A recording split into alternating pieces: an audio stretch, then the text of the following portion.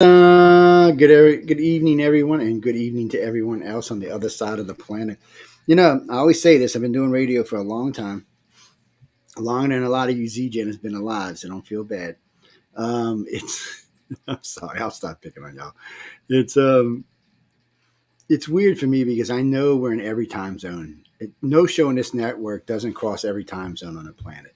We have shows that range anywhere from 100 countries to all 200 countries around the planet. So it's interesting for me. And this one goes out to about 160, anywhere from 140 to 170 countries, depending on the topic matter or what may be going on in the world at the time, like COVID. Bumped our numbers up because everybody was dying, apparently. I don't know where I was. I was on vacation or something, but it's one of those things. But we do a lot of different things on this show because we work closely with Writers of the Future. We started working with them about 4 years ago. After I did like a year investigation in him and probably drove poor John Goodwin to drinking. I imagine anytime he sees me, he's probably, give me the wine, Joe. Give me the bourbon, man. Give me something strong. John Goodwin's a president of Galaxy Press. He runs Galaxy Press and Author Services, and he's a good friend of mine now. Back then, though, it was torture you because I didn't believe a damn word he said. So they brought me down, and I spent the first year basically driving everyone from every winner to every judge to everyone who worked from Author Services and Galaxy Press crazy because I wanted to know what the gimmick was, what the catch was, what the bullshit was. Here I am 4 years later, and guess what, people? I have not found it yet. So I got to say I'm very, very, very pleasantly surprised. Tonight we have Damn, I can't even say her first name. Brittany Rainsdon with us tonight. She's one of the winners, one of the authors winners. So authors are different than illustrators. I know people write to me. I shouldn't even say this on air, but I had a lady write to me about 2 weeks ago saying, "What is the difference between an author and an illustrator?" And I thought she was gagging me. I mean, come on, what's the difference? I mean, really? And what part of the world are you from? The fairyland part of the world, apparently. I wrote it back real nice and said, well, one is basically an artist and one is basically writing novels or novelettes or anthologies or whatever the hell I feel like writing, mini stories. And she wrote me back, oh, well, I thought they were basically the same thing. I was like, I said, please don't say that online to any authors or any illustrators. They will get upset with you.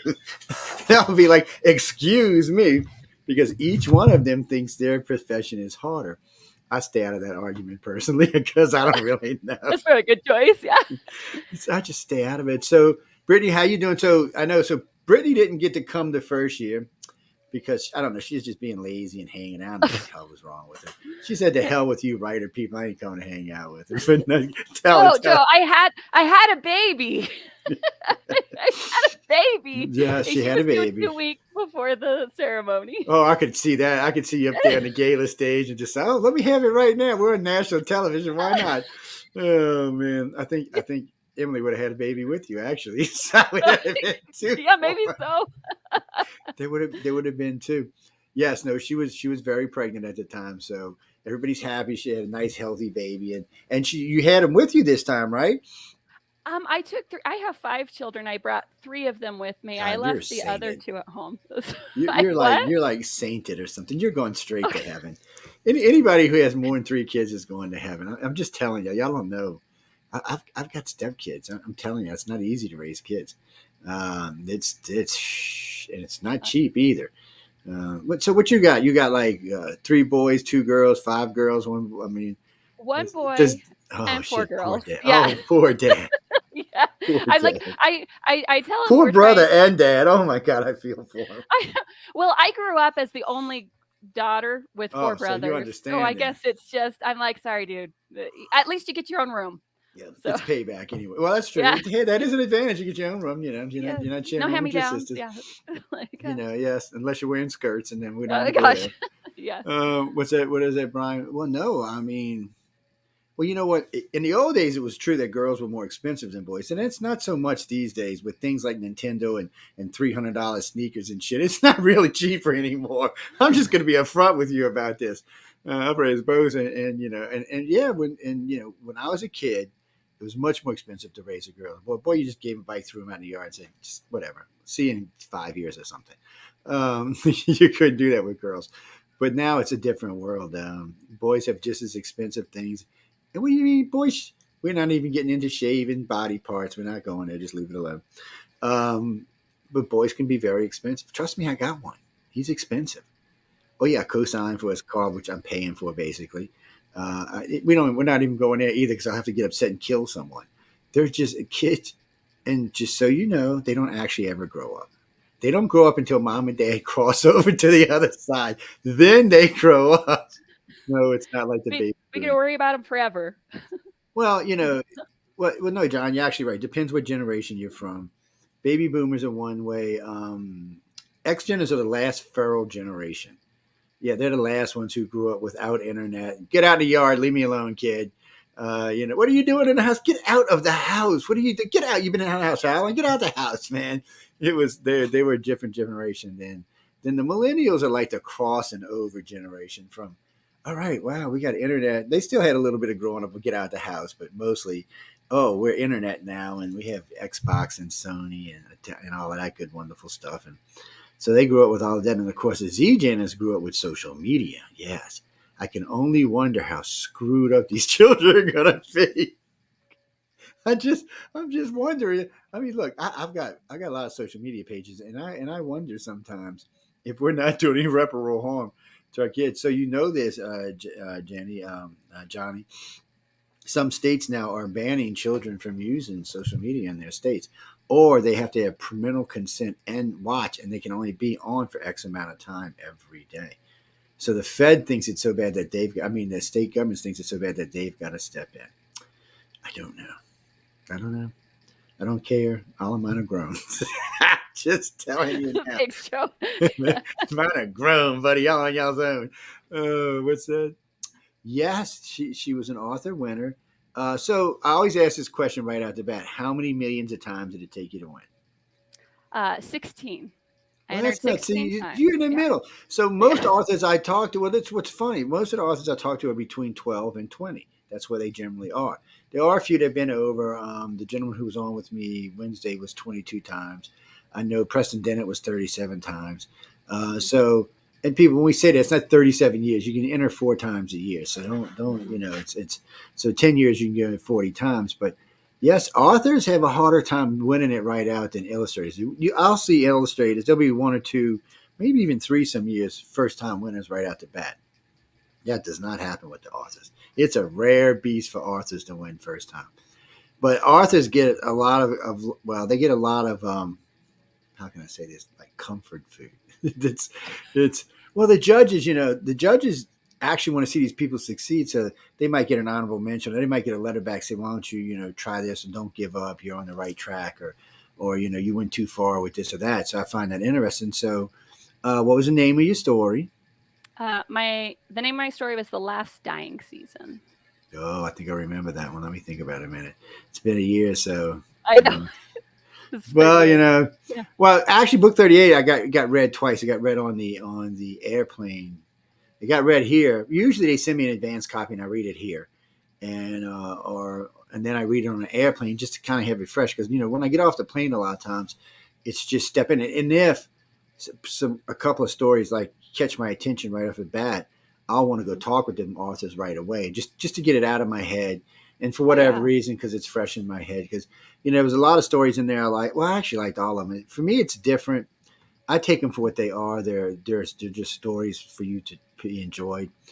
Some of them are science, some of them are mystery. So where do you fit in the categories? Mystery with love? No. Just teasing. My story in 38 is a science fiction story. Oh, see, I love her already, man. Science fiction. Man, I got to remember this. I'm going to have to think about this. Science fiction should stay in my head somewhere. Yeah. So this one is about a botanist who has to cure a dying planet before an evacuation that will force her to leave her young daughter behind. Wow, that's interesting. Yeah. And who was the artist? Oh, gosh. Let me pull the... Because we'll show them the picture in a minute. Jerome. Oh, you want to show? Oh, okay. Well, no, we can show them, but it's just so she's got it right there. Look. Well, she got a much better version of it. There you go. And it's so guys, they don't even get to see this. They just come in and there's the artwork. One of these years, I'm waiting for somebody to slap the artist and say, "Oh no, what are you doing? That's not right." No, It's Jerome no. did wonderful on mine. I like it Oh, was people, absolutely perfect. there is more tears at the reveal than there is at any other damn time. Um, I Mhm. actually put this year's. It went viral on damn TikTok or Reels on Facebook somewhere. I put it up there and it just shot off, went all over the place. No, so what they do is the artists do the cover for the book, for the story, I should say, and there it is, and they come into the room, and there's the book, and there's the artwork for the book for the story, and then the author gets to see it for the first time at that point. And it's amazing how many, because I've read these stories, so when I see the artwork, I'm like, wow, this is pretty good. Because you got to remember, for me, because I'm kind of tactile and visual, I'm going to judge a book by its cover, literally. I'm people, and a lot of people are like that. We were talking about this a couple of weeks ago with John Goodwin. It's just, if I see a cover, and I got to say, I've been disappointed by this method, by the way, because sometimes a cover is like, wow, and a book is like, Like, it happens. boo. Yeah. It happens, people. But I like to do a lot of audiobooks these days. It's easier because I do a lot of work. I got two different careers, actually three, and so it's easier for me. So when the hell do you, first off, when do you get to write with 5 children? I mean, what do you like? Sit down and let mommy write? I mean, Dad, get the damn kids, Dad. I want to write. I'm just, I'm I, curious. I know well, it's a lot of work. I don't know. I do the best I can. I mostly just sneak it here and there. Nap time, bedtime, that I call my sacred writing time. Because that's when I can. After I had this latest baby, I haven't written as much and produced as much, but she just turned a year, and Shit, that's the I'm, hard time. you know, yeah, and like the transition with the fifth, 5 was hard for me. Um, but I'm getting back out and doing more writing again. And so that's good. But I think, just times and seasons sometimes, and taking advantage of those times as they come up, Yes. you know. Well, yeah, you got to, and I know sometimes you're going to be in more of a mood to write than you are at other times. Well, Sure. actually, Jack, a lot of writers, when I talk to them during the holidays, they'll get a lot of writing done. Even though they have busy stuff going on in their life, they will get a lot of writing. I don't know why. I'm not. Do I look like an author to you? No. I may know a lot about him now after 4 years of hanging out with him, but I get this email the other day from this young man out of Orlando, Florida. He goes, "I am so jealous. I want to be you." I'm like, "Why?" So my life is tough, but you don't want me to be me. Trust. He said, "Joe, you get to hang out with all these great authors and these great judges and these authors who've got books and movies." And I said, "So?" I said, "You got to remember, I'm not an author." I said, "Don't get me wrong. I'm a geek by nature. I'm a geek. I can't help myself." I said, "But until I was hanging out with them, a lot of the terms they used, I had no idea what the hell they meant." And I said, and then I started, "Oh, well, that's what that means. Oh, that's what, oh, well, I didn't know that's what that meant." Yes, I felt like a moron. What can I say? It's one of them things. So with the new one, you can put her in your lap and rock her and start writing. So what's your favorite method of writing? I mean, are you pen and paper, Oh, definitely pen? not. It used to be when I I'm bet you it's like, not. no, So no, graphic. no, no, it gets lost or stolen from small children and fingers. Yes. No, I definitely pick to do type it up, put it on a Google Doc, Hey, come Zach, I didn't back even to see you it. in here. It's Yeah. yeah. Well, that's good. At least when you send the judges, it won't taste like peanut butter. It's hey, Zach, how you doing? This No, is really? true. Like, Mom, Oh is this Lord. important? I'm like, well, I remember one time I had a, what was it? It wasn't even a VCS. It was the other one, a beta. And I remember going to put a tape in. I put it. I'm like, what, this thing won't going on? Right? And I put it and pulled it out. And I looked at it. I'm like, what the hell? And I put my finger on it. It's peanut butter and jelly. My son had stuffed the peanut butter and jelly into this $500. Back then, $500 was a lot of money, people. It's not like it is today. And I was like, I'm going to kill him. I said, baby, you better find your child and hide it because I'm going to kill his ass. Oh man, it was a disaster. That's all I can say. No, I love kids. Don't get me wrong. That's we have a family full on both sides. It's I'm very protective of my kids too. But well, like I said, they're all grown now, so they're more protective of me than I am of them. Yes, they're yeah. like yes. But Well, I until do they say, find. "Go Oh, ahead, go sorry. ahead." No, go ahead. Oh, I was just going to say, I do find that they provide me with lots of writing fodder, lots of inspiration, and fun bits. So, Yes, wait till they're 30 and they say, "Mom, can I move back in?" And you're gonna oh no, start writing a whole different thing. Oh, watch! And my child was abducted by aliens. No, just these. Oh no, people. Well, more writing fodder. it's children. Or it's what do you mean? Who told you? No, okay, no. If that was the case, I'd have like 50 kids. So that's whoever told you that is full of BS. No, no. What do you? Where are these questions? No, go on. We're talking about authors. We're talking about the story she wrote. We're talking about writers of the future. You can talk about any of this. This other weird conversation you got into. Why don't you come in? You know what? Why don't you use the chat? One of the you have, why don't you use one of the either the Facebook pages or the YouTube pages, and you can that chat will be here. I don't have to watch my messenger then. Well, because I got Messenger over here and I've got chat over here. It's a little weird. I keep forgetting to look at both of them. That's how I just found Zach hiding out down in here. It's mhm. So when you were young, because you're pretty young still. I mean, what are you like 30 with 5 kids? God, Well, I'm 34. Yeah. see, you're a baby, Oh man. gosh. Jesus, Jesus, you're a baby. Oh, Well, I know. I'm thanks, I sorry. guess. I shouldn't call you. I know you're a grown woman. I'm sorry. I It's all apologize. good. It's all good. It's no, I do that sometimes, people, because I'm an old bastard. But no, I remember my 30s. You're full ass grown in your 30s. You just don't have a choice at this point in life. Life's like, okay, you had fun in your 20s. Now, guess what? You're 30 now. It's time to grow up. Life does it for you, people. You don't have to worry about it. Yeah. So when you were young, what?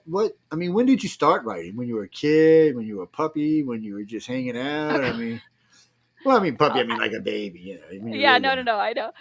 Yes, I started writing very young. I wrote horrible poetry that will never see the light of day as a teenager and stuff.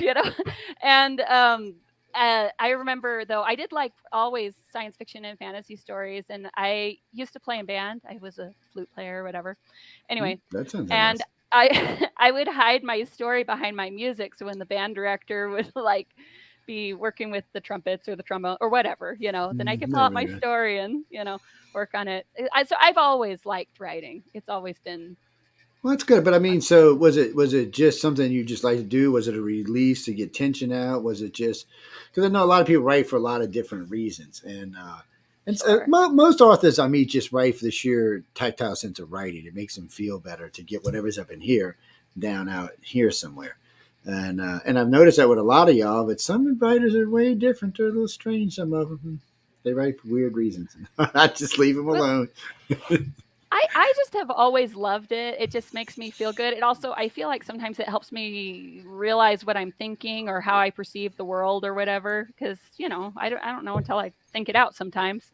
And I just learn a lot about myself and That's I don't good. know. Yeah. But I've just that's good. I mean, yeah. anytime you can take something that you like doing and also help yourself along the way, you can. That's killing two birds with one stone. That's a great thing. Yeah. Well, life's tough, people. So now what you're gonna do? Well, you can still submit, right? Oh no, you can't, can you? No, no, I can't. I Yeah, was I published forgot. finalist for volume 37, so I got to continue to write until I won 38. 8, yeah. So I don't get to submit anymore, but I am so blessed to have been able to participate Yes. and win. So, That's wonderful. well, people. Let me tell y'all what. If y'all think it's easy to win, submit. I say this every time I'm talking about writers in the future. You can't win. You can't even get to talk about anything we talked about until you submit. Like, oh my God, I had to write a story in 24 hours. So did you love this, or were you like, what are these people getting crazy? There's no way, man. What are they talking about here? I know Well, it was different for each person, but still, go ahead. yeah, so I will say this go around, I had the benefit of knowing it could be done because I had done it as a published finalist when I That's got to true. fly out. So I had the benefit of having done it once before. Um, but it still does amaze me because I came back the second time after having a baby, having written not as much and feeling very rusty. And I was still able to do it. And so that was actually really motivating, really like, okay, it's okay if I had to put this down for a minute. I can keep doing this, if that makes sense. Oh no, it makes total sense. Well, actually, Glenn. So you got two of the biggest writers in the country, Tim Powers, which is one of them. He got a couple little things under his hat. Jody Lindland, he's got a few things under her hat as well. Well, if you look Tim Powers up, you'll know what I'm talking about. But anyway, they love to do stuff like give you some object and say, "Here, write me a story in 24 hours." I'm like, and Tim is evil because last year, was it not this year, but for 38, he had me spying on everybody because we were at the Roosevelt that year, and it's got a different lobby in it. Because you were there for 36, so you were at the Roosevelt. You know what the lobby's like. Mm-hmm. So a lot of the writers who got to write the 24 hours were in that lobby, hanging out, trying to bang it out, write it out, whatever they were doing, and everybody was using different mediums. So I was on the upstairs rail with the Zoom, just zooming in. So look at this stress. Oh my God, look at this guy. It was rough, man. It's people, you try writing a story in 24 hours. These are authors who write. I mean, that's how they won, because they're actually decent authors in their writing, so they're winning because they're authors. Well, no, you don't win because you got a sucky story. Give me a break. You have to be good. And Brittany was good. That's why she got in, and now she gets to brag that she run Writers of the Future. Then when she decides to go out and be famous and rich, I say, hey, I met this girl. She's cool, and she's now writing movies for Hollywood, and she got, well, by then it might be 7 kids, so we're just going to throw in. We're good with 5. We're good. I'm good. I tap out. No, we're just going to throw in 2 extras. What's 2 more? I mean, once you get to 5, what's 5 more? I mean, Oh, man. Well, okay. I guess when you got to have them. But, other than that, you can put them in like little lines. You're number 1. You got to work with number 10 over here. Actually, I had a friend of mine, the Millers. They had 11 kids. Yes, I bless them how they did it, and I never seen them ever even lose their temper the whole time I knew them. Yeah, they're going to heaven. There's a heaven. They probably already got a receipt reserved. I don't know how they did it. Well, they just like any other kids. They were not sainted angel kids. They had their ups and downs like any child does, and some kids are a little more nervy than other kids are. So now, are you going to encourage your children to write? Yes, I actually, they were super excited because the older 3, I've got 11, 10, and 8 that I wanted to bring this time because I just thought it was such a cool experience, for them to get to see and meet the authors and different things. Yeah, they had an amazing time. But my daughters, they keep entering the PBS Kids Writers contests, and they've won a couple times, so that's kind of fun. And then my daughter told me after this trip, though, she's 10, and she's like, I want to win this. I want to come back. And she can win. Look, what's the youngest winner? Like 14 or something. So she can win. So ladies and gentlemen, since I said one of the young, I can't remember if it was 14 or 15 because I've met a 16 and a 17-year-old winner there. So you can win young. It's just, so these stories have to be, I guess the best way I could say it would be PG-13. There's no real other way for me I could sit here and try to explain what they're looking for, but no sex, no heavy violence, no blood, no gore. They want you to be able to sell your story on the merit of the story and not the special effects, basically. So, when we all go to movies, we expect some content, but a lot of times all we get is special effects. It's the same thing in a book. A lot of times it can be a lot of flash with no real content. So they expect you to put content in there, and they expect you to win it without having to curse, or it's a harder way of doing it, but it's got to be more satisfying because you just won with a book that in the real world they would want to add some F words in there and some shit blowing up over here, and you don't have to do that. So I've been quite pleasantly surprised by all the stories. I'm not going to lie. When I first got involved with these people, I'm like, sure, my wife's the big reader, not me. And I was kind of like, well, I'll try them out. And then John said, well, you know what? I'll send you some audiobooks. I'm like, audiobooks? Yeah, we can go there now. 30. I'm waiting for the audiobook for 39, actually. And it's easy for me. I just got it. The 39 audiobook. I started listening to it. They've done a really good job. Yes. Well, he sent me the link for it. I just never went and got it. So it's my fault, not his. It's wherever I'm listening to Mission Earth at. He sent it over there. And I'm sorry, people, y'all don't get to listen to Mission Earth. I'm special. Yes. Yeah. No, it's not. Look, I'm actually reviewing this for them. So I'm on, it's got 10, oh, people. This thing is huge. It's like 150,000 words. This thing is monstrous. It's 40 hours long. Yes, I play it every year Oh for, gosh. I play it every year for New Year's and Christmas. We play it actually for Halloween and New Year's. We play it for the whole week. We also play War of the Worlds and what's the other one he wrote? Battlefield Earth. So they all get played for the holiday, and they're huge and long, and they take forever to listen to. That's why we break it up over like all 7 days, and you can you can listen to it. It's an amazing amount of special effects, a lot of really good characters in there, a lot of really good voices in there, voices that keep your attention. The protagonist, he's just an idiot, but that's just who he's supposed to be. Oh no! When you listen to this guy and he's talking about how smart he is, and you're thinking, "Yeah, you're smart, all right. You're the biggest dumbass I've ever heard of in my entire life." But I don't know when it's going to be available for everybody. It's some people can get it, some people can't. I don't know when I guess when enough people have listened to it and they've gone through and checked everything the way they want it to be, they'll release it to the general public. Well, you can get the book, you just can't get the audio tape, or you can get the audio tape. I don't know, one or the other. I think you can get the book, but not the audio tape yet. It's not ready for everybody. It's got, I think they said 250,000 special effects in it. They're taking this book to a new level. Well, I could see this book in a movie as long as they don't do like they did with Battlefield Earth and try to cram a trilogy into one movie. Then we're okay. We're not here to talk about Dune. You know what?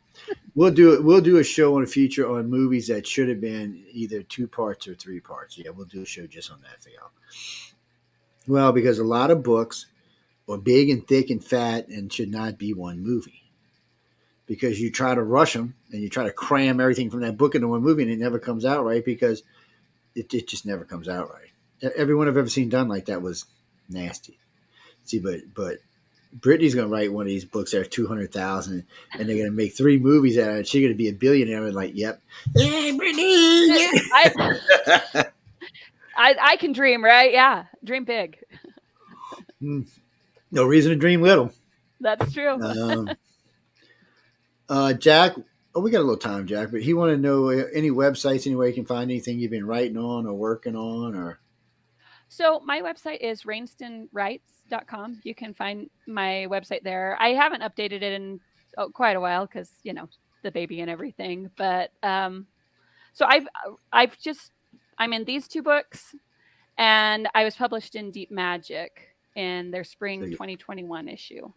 Go check them out. And 36 and 38 are available. You can get them right now. Hera.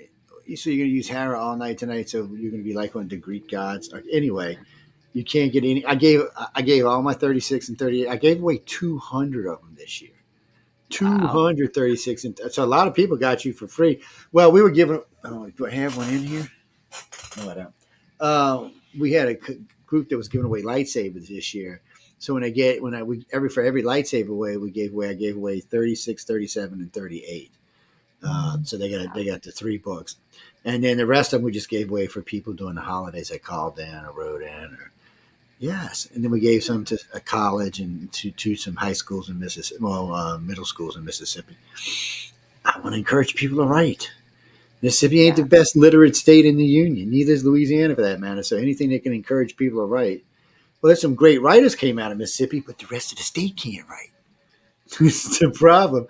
There's some pretty famous ones came out of the state, but it's the rest of the 2 million people or 3 million people that live here need to learn how to write all the time. It's the Deep South. Yes. No, Brittany's not from. You're not from the Deep South. Where are you from? Idaho, Ohio, or? Yeah, so I live in Idaho now, but I actually grew up in Texas. Is where I grew up. Oh, you kind of did look like a Texas girl. I was thinking that earlier. Texas girls are different, so I can tell you guys. If you don't know, if you've never met a Texas girl, there's no way for me to explain it to you. They can be just sweet and nice and innocent and knock your ass through a wall without even thinking about it. What did you say? Whoa, wait, what? Whoa, calm down now. You gotta watch it, man. They don't play around. I know a lot of people from Texas, girls, guys, and things in between. I know a lot of things from Texas. I'm just saying. Right. I still love Texas. I've been in Idaho for, oh gosh, just over 10 not oh yeah, it's been over 10 years now. But I always have a special place for Texas because that's Yeah. where I was raised, One of my closest and dear friends, she's passed now, but she was from Idaho. And I used to give her so much shit by the name for that. I said, Idaho. Wait, you're Idaho. What? Tell me this again. What are you again? You're Idaho. Wait, tell me again. Tell me. She get furious. And I shouldn't pick on her because she was like 6'3". Oh God. I was like, was that the? I said, because you lived up there, was you got tall because of the air made you tall? She said, sooner or later I'm coming down to Louisiana. She said, "I'll kick your ass." It's the potatoes here. I mean, we have a potato museum where I live. Oh shit! Go look it up. We have the sites, man. Yes, it's well, actually, I've had a couple of friends from Idaho. It's been we have listeners up there. Mm-hmm. Well, at least you're not like Wyoming with 500,000 people in the state almost the size of Texas. No, John, I'm not kidding you. There's 550,000. They don't even have enough people to legally have a congressman. You need 600,000 people to have a congressman. They don't. I don't even know how they do it. They give them one by default because they're their own state. No, we left Utah. I thought Utah was nothing in it. Texas, shit. We got to Wyoming. I was like, wow. It was antelope, some grass, some more antelope, some things that catch the snow, some more antelope, and then a little town, and then some more antelope, and then some more grass. It was so sad, people. Look, I'm not hating anybody who lives up there. I mean, you have your reasons for whatever state you want to live in. I understand that. But damn, I'm thinking you couldn't pay me money to live up here. Oh man. But I mean, I know. It's a beautiful country up there, so it ought to give you some inspiration. I mean, I've seen some gorgeous areas up there. Yeah. So my story in volume 37 talks about dryads and things, and I was inspired when I was outside working in the garden and stuff with the trees and things. We do have really a beautiful area, and 4 seasons, which we didn't always seem to get where I lived in Texas. Yeah, kind of 2 seasons if you were lucky. Some meshed up season in between. Yeah, so we have 4 seasons here, so that's kind of fun. I bet you it is. I mean, because it's weird where I live. I mean, I'm not in the city anymore, so I live a little bit north of New Orleans now because I live on the Gulf Coast. I mean, literally, from where I'm sitting right now, Mahali Bayou is 50 feet from my back door. That's cool. Then the Gulf of Mexico is 250 yards from the bayou. And so it's a crazy place to live. Like 2 years ago, I come out in the middle of the fog, and I'm looking. I'm like, is that a damn shark? A dolphin moved into the bayou.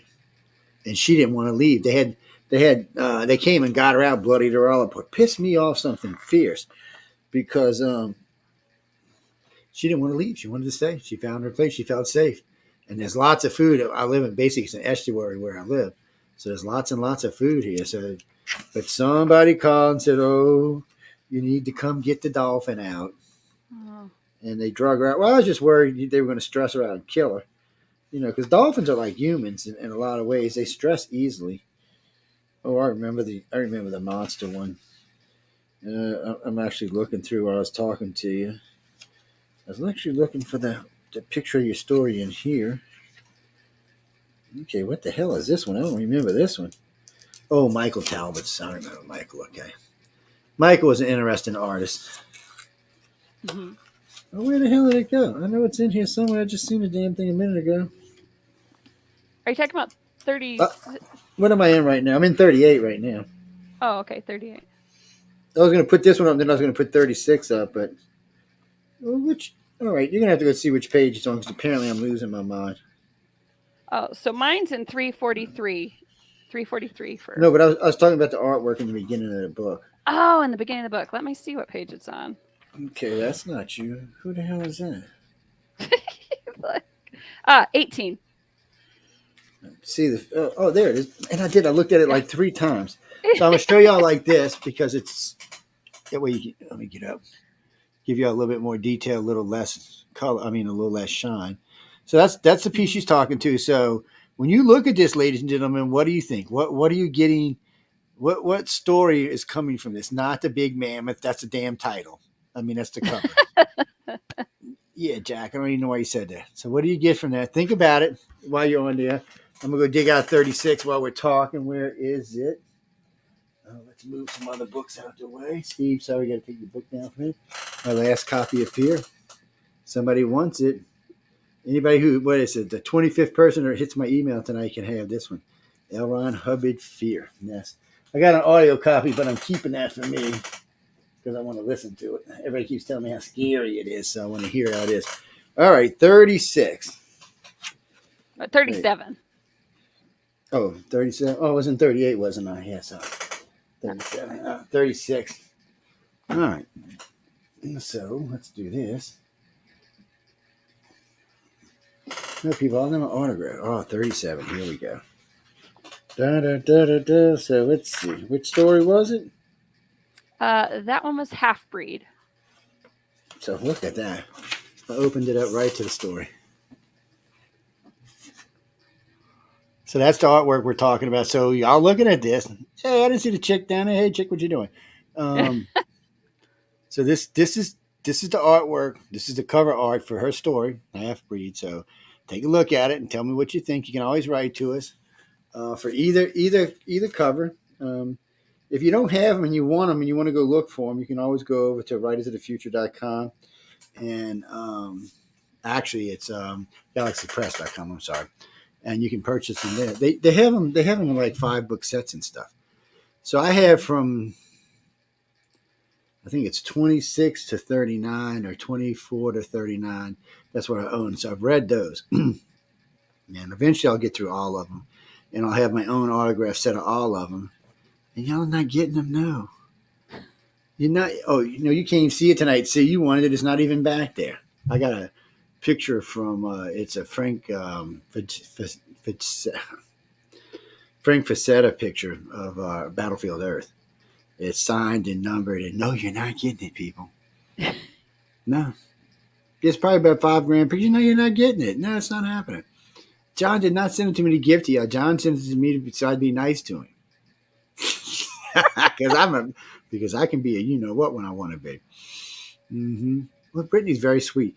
Actually, I met you at the year before last, right? Mm-hmm. Yeah, you did. I was pregnant in that one because they did it in October, and then they didn't do the next one. They did the next one in the spring, so I just delivered. In April. Yes. Yeah. And well, they like to do them in April now. Don't ask me, people. I have no idea who does. That's John and Emily does that. You have to talk to them.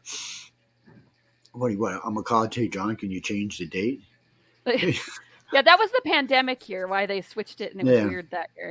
Yeah, because we had they had 2 sets of winners and stuff. Mm-hmm. So when they came back for the big set, they had dual winners. Well, it was crazy, people. They had a lot going on, and they had 24 winners there. I'm sorry, 48 winners there. It was insane. Plus, crazy. Yes. Plus, they have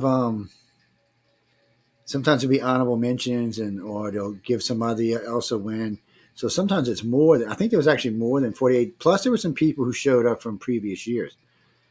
Yeah, it was crazy. The only one that wasn't there was the crazy Chris guy that I met the year after, and when he came last year. Yeah, it was the year before last. And I keep forgetting we're through 39 now. Sorry. Chris was crazy, y'all. I'm not going there. He got me in trouble. He was bad Australian. Can I tell you? That's some damn Aussies. They just bad, man. Shh. That boy high energy is all I can tell you. He's about half my age and high energy. He's like, I can't believe we've been hanging out all night. We sat home. I don't know, like 10 people. It was bad. I can just tell you. I said, no, Brittany was broken ass. Could I go drinking? We'd have got smacked in the head. She might have had a green baby or something. That could have been sad. Well, alien child or something. I'm just saying, you never know. It is LA after all, people. I know it is Los Angeles. You don't know what you're drinking out there.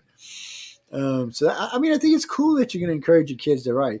Because some people, whatever profession they may in, sometimes they want to encourage their children, and sometimes they're like, no, I don't want my child to do that. I'm like, okay. I said, Dad, can I work with you? I said, now he's a partner. I'm like, yeah, how did that happen? Yeah, you see how that happens, people. Yeah, you gotta watch these heathens. I know they're heathens, man. That's what they are. I'm just kidding. No, I love kids. Unfortunately, they love me. Kids and pets just think I'm like chocolate or something. Oh God, it's been a curse since I was like 12. I can go to somebody's house, never seen this kid my entire life. 5 minutes later, kid's knocking me down, jumping on me, throwing stuff at me. Same thing with their pets. A friend of mine swear he got a dog, a Doberman named Wiz on his hind legs. This dog's almost 7 feet tall. He's like, Joe, he don't like anybody, so be careful. I walk in the house. I'm like, Wiz, what you doing? He's out running around, running with me, rolling over, let me scratching his belly. And he's like, what? He looks down his dog. He said, what is wrong with you? He said, he growled at his daddy. I said, I told you, dude, animals just love me. I don't know what it is. It's a good judge of character is all I can tell you. And, we were taught young kids, and if kids and pets like you, usually a pretty decent person. Mm-hmm. I don't know. Cats. I've had cats. I've had dogs. Won't you? Oh, wait. So you're trying to tell Brittany and write a story about cats. I mean, what are you talking about here? You can pay her to write, by the way. I mean, if you got some crazy, weird cat story in your head, you can always kind of, call her up or write her and say, hey, I got this crazy, weird cat story in my head.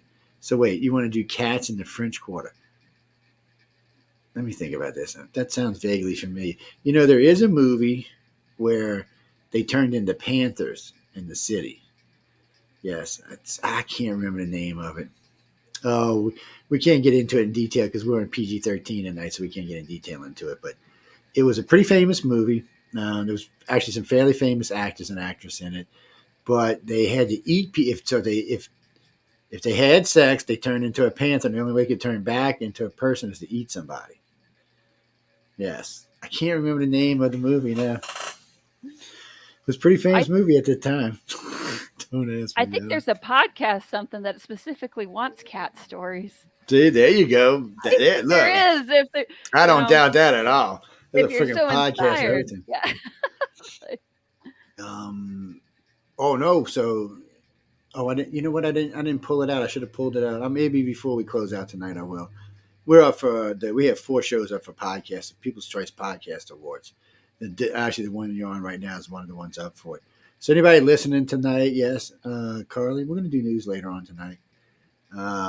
It's the gang is off tonight. Every night and I give the gang a night off. Well, I wanted to talk to Brittany, and if the whole bunch of them were here, the poor woman her head would have exploded.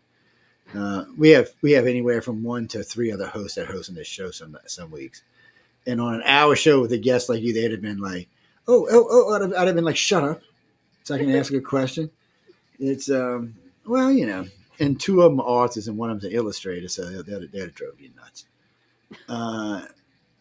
So wait, what you wanted to write about? No, that's copyright. You can't be writing about Star. Well, I guess you can write a thing for Star Wars and send it to them, but you can't publish it.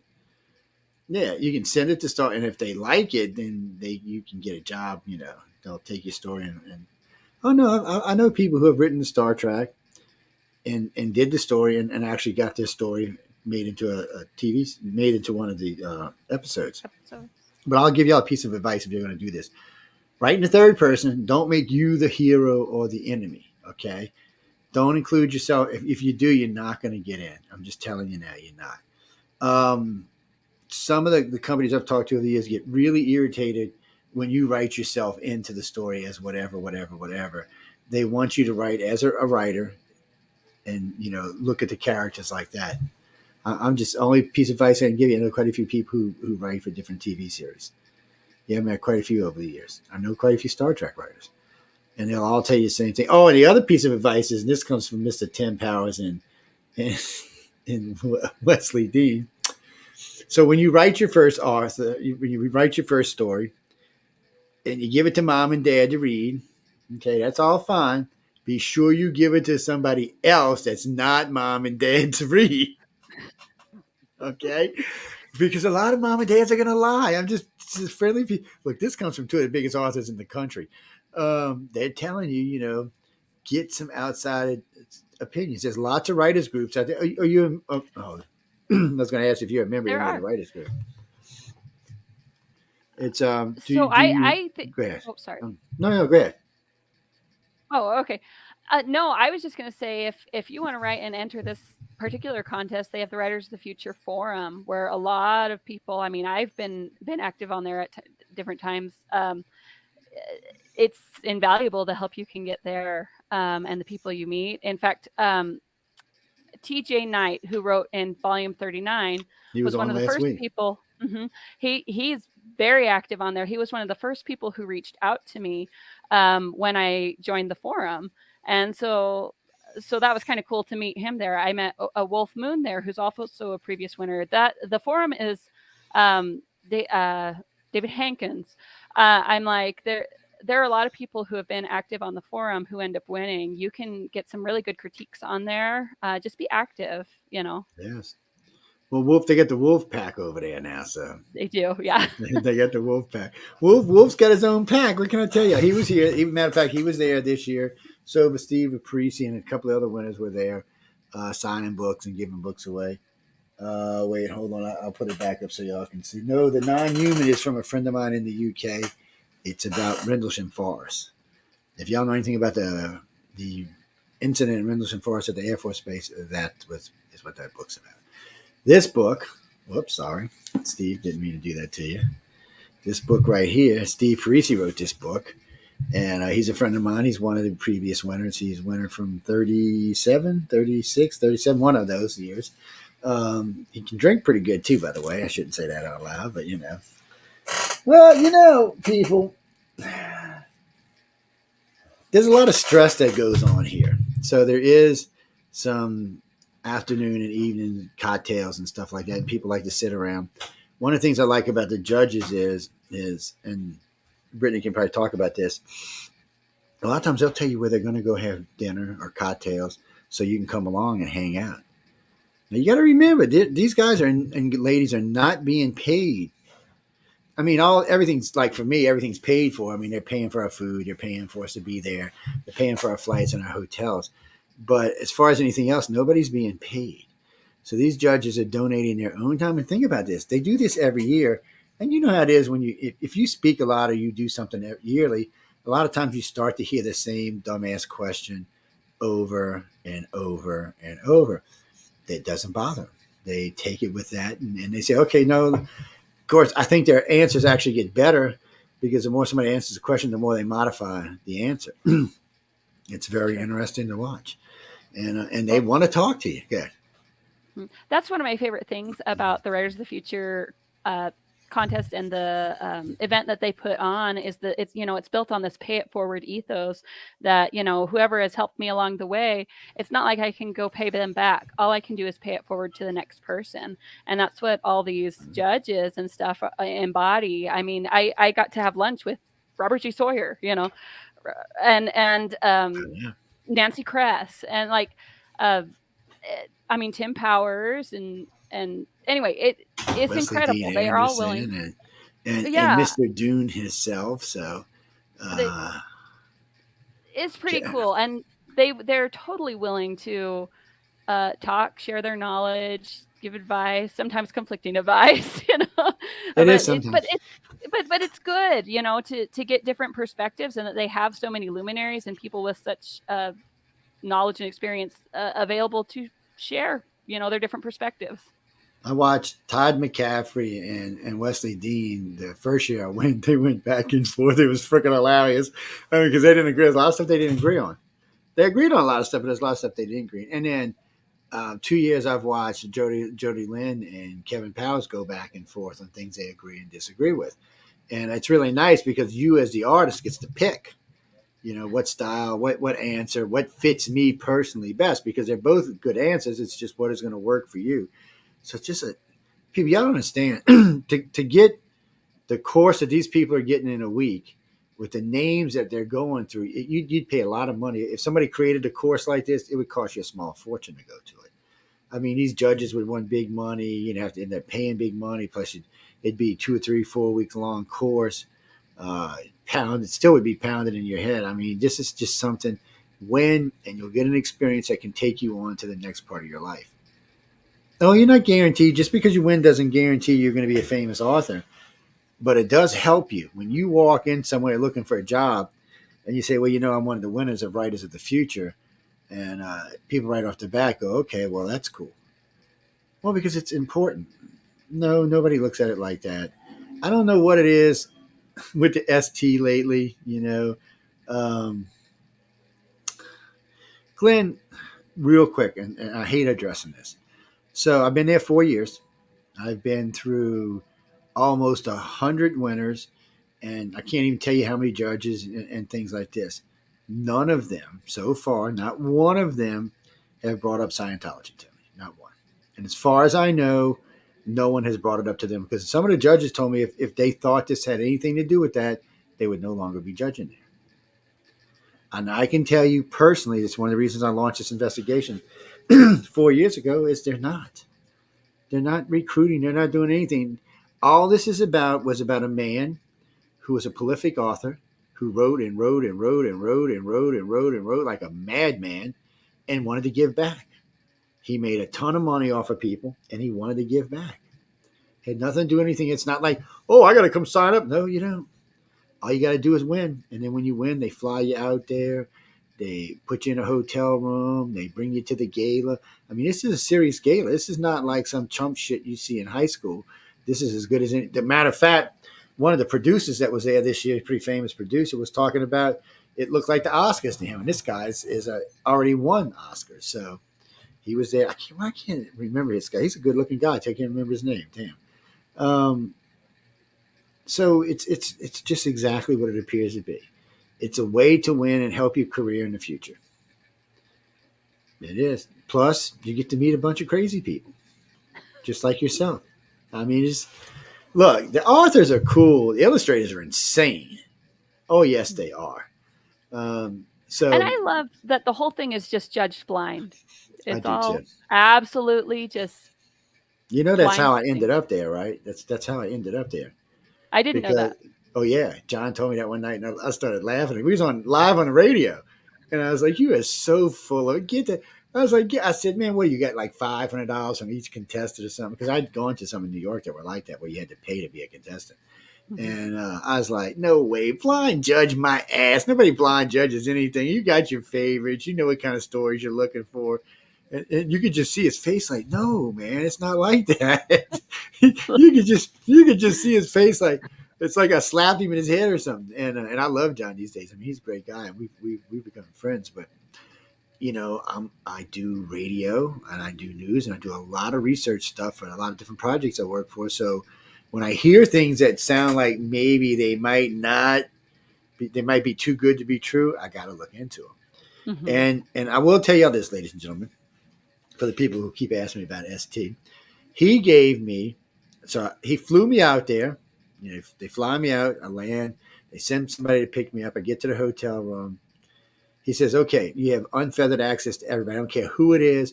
Everybody at Author Services, everybody at Galaxy Press have already been told any questions they're asked, answer, stop whatever they're doing and talk to you.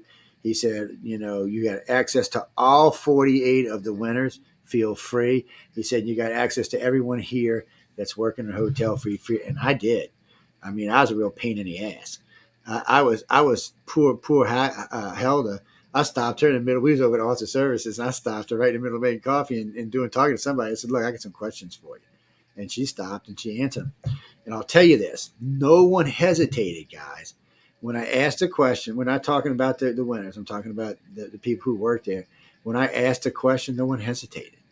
There was no line. There was not even any misdirection trying to be had. When I asked how the judging system worked and could I meet the judges, and when I talked to the judges, these are pretty famous guys I'm talking to them. I looked all the judges up, researched who they were. And when I asked them questions, they were like, no, indeed, none of that shit goes on here. He said, this one looks at them, and they put the stories together, and they get a number, and they send them to us, and then we read them, and then it goes by the number. We don't know what sex they are, what color they are, where planet they come from. We don't know any of that. And it's exactly what it seems to be. And I got to say, it works pretty good. I've seen a lot of good stories come out of it. Of course, in the 4 years, I have not picked the winners of the stories or the illustrators yet. I guess I'm pathetic at this picking stuff. Hey, look, I got different ideas of who's better. I'm just saying, man. I got my own damn ideas, people.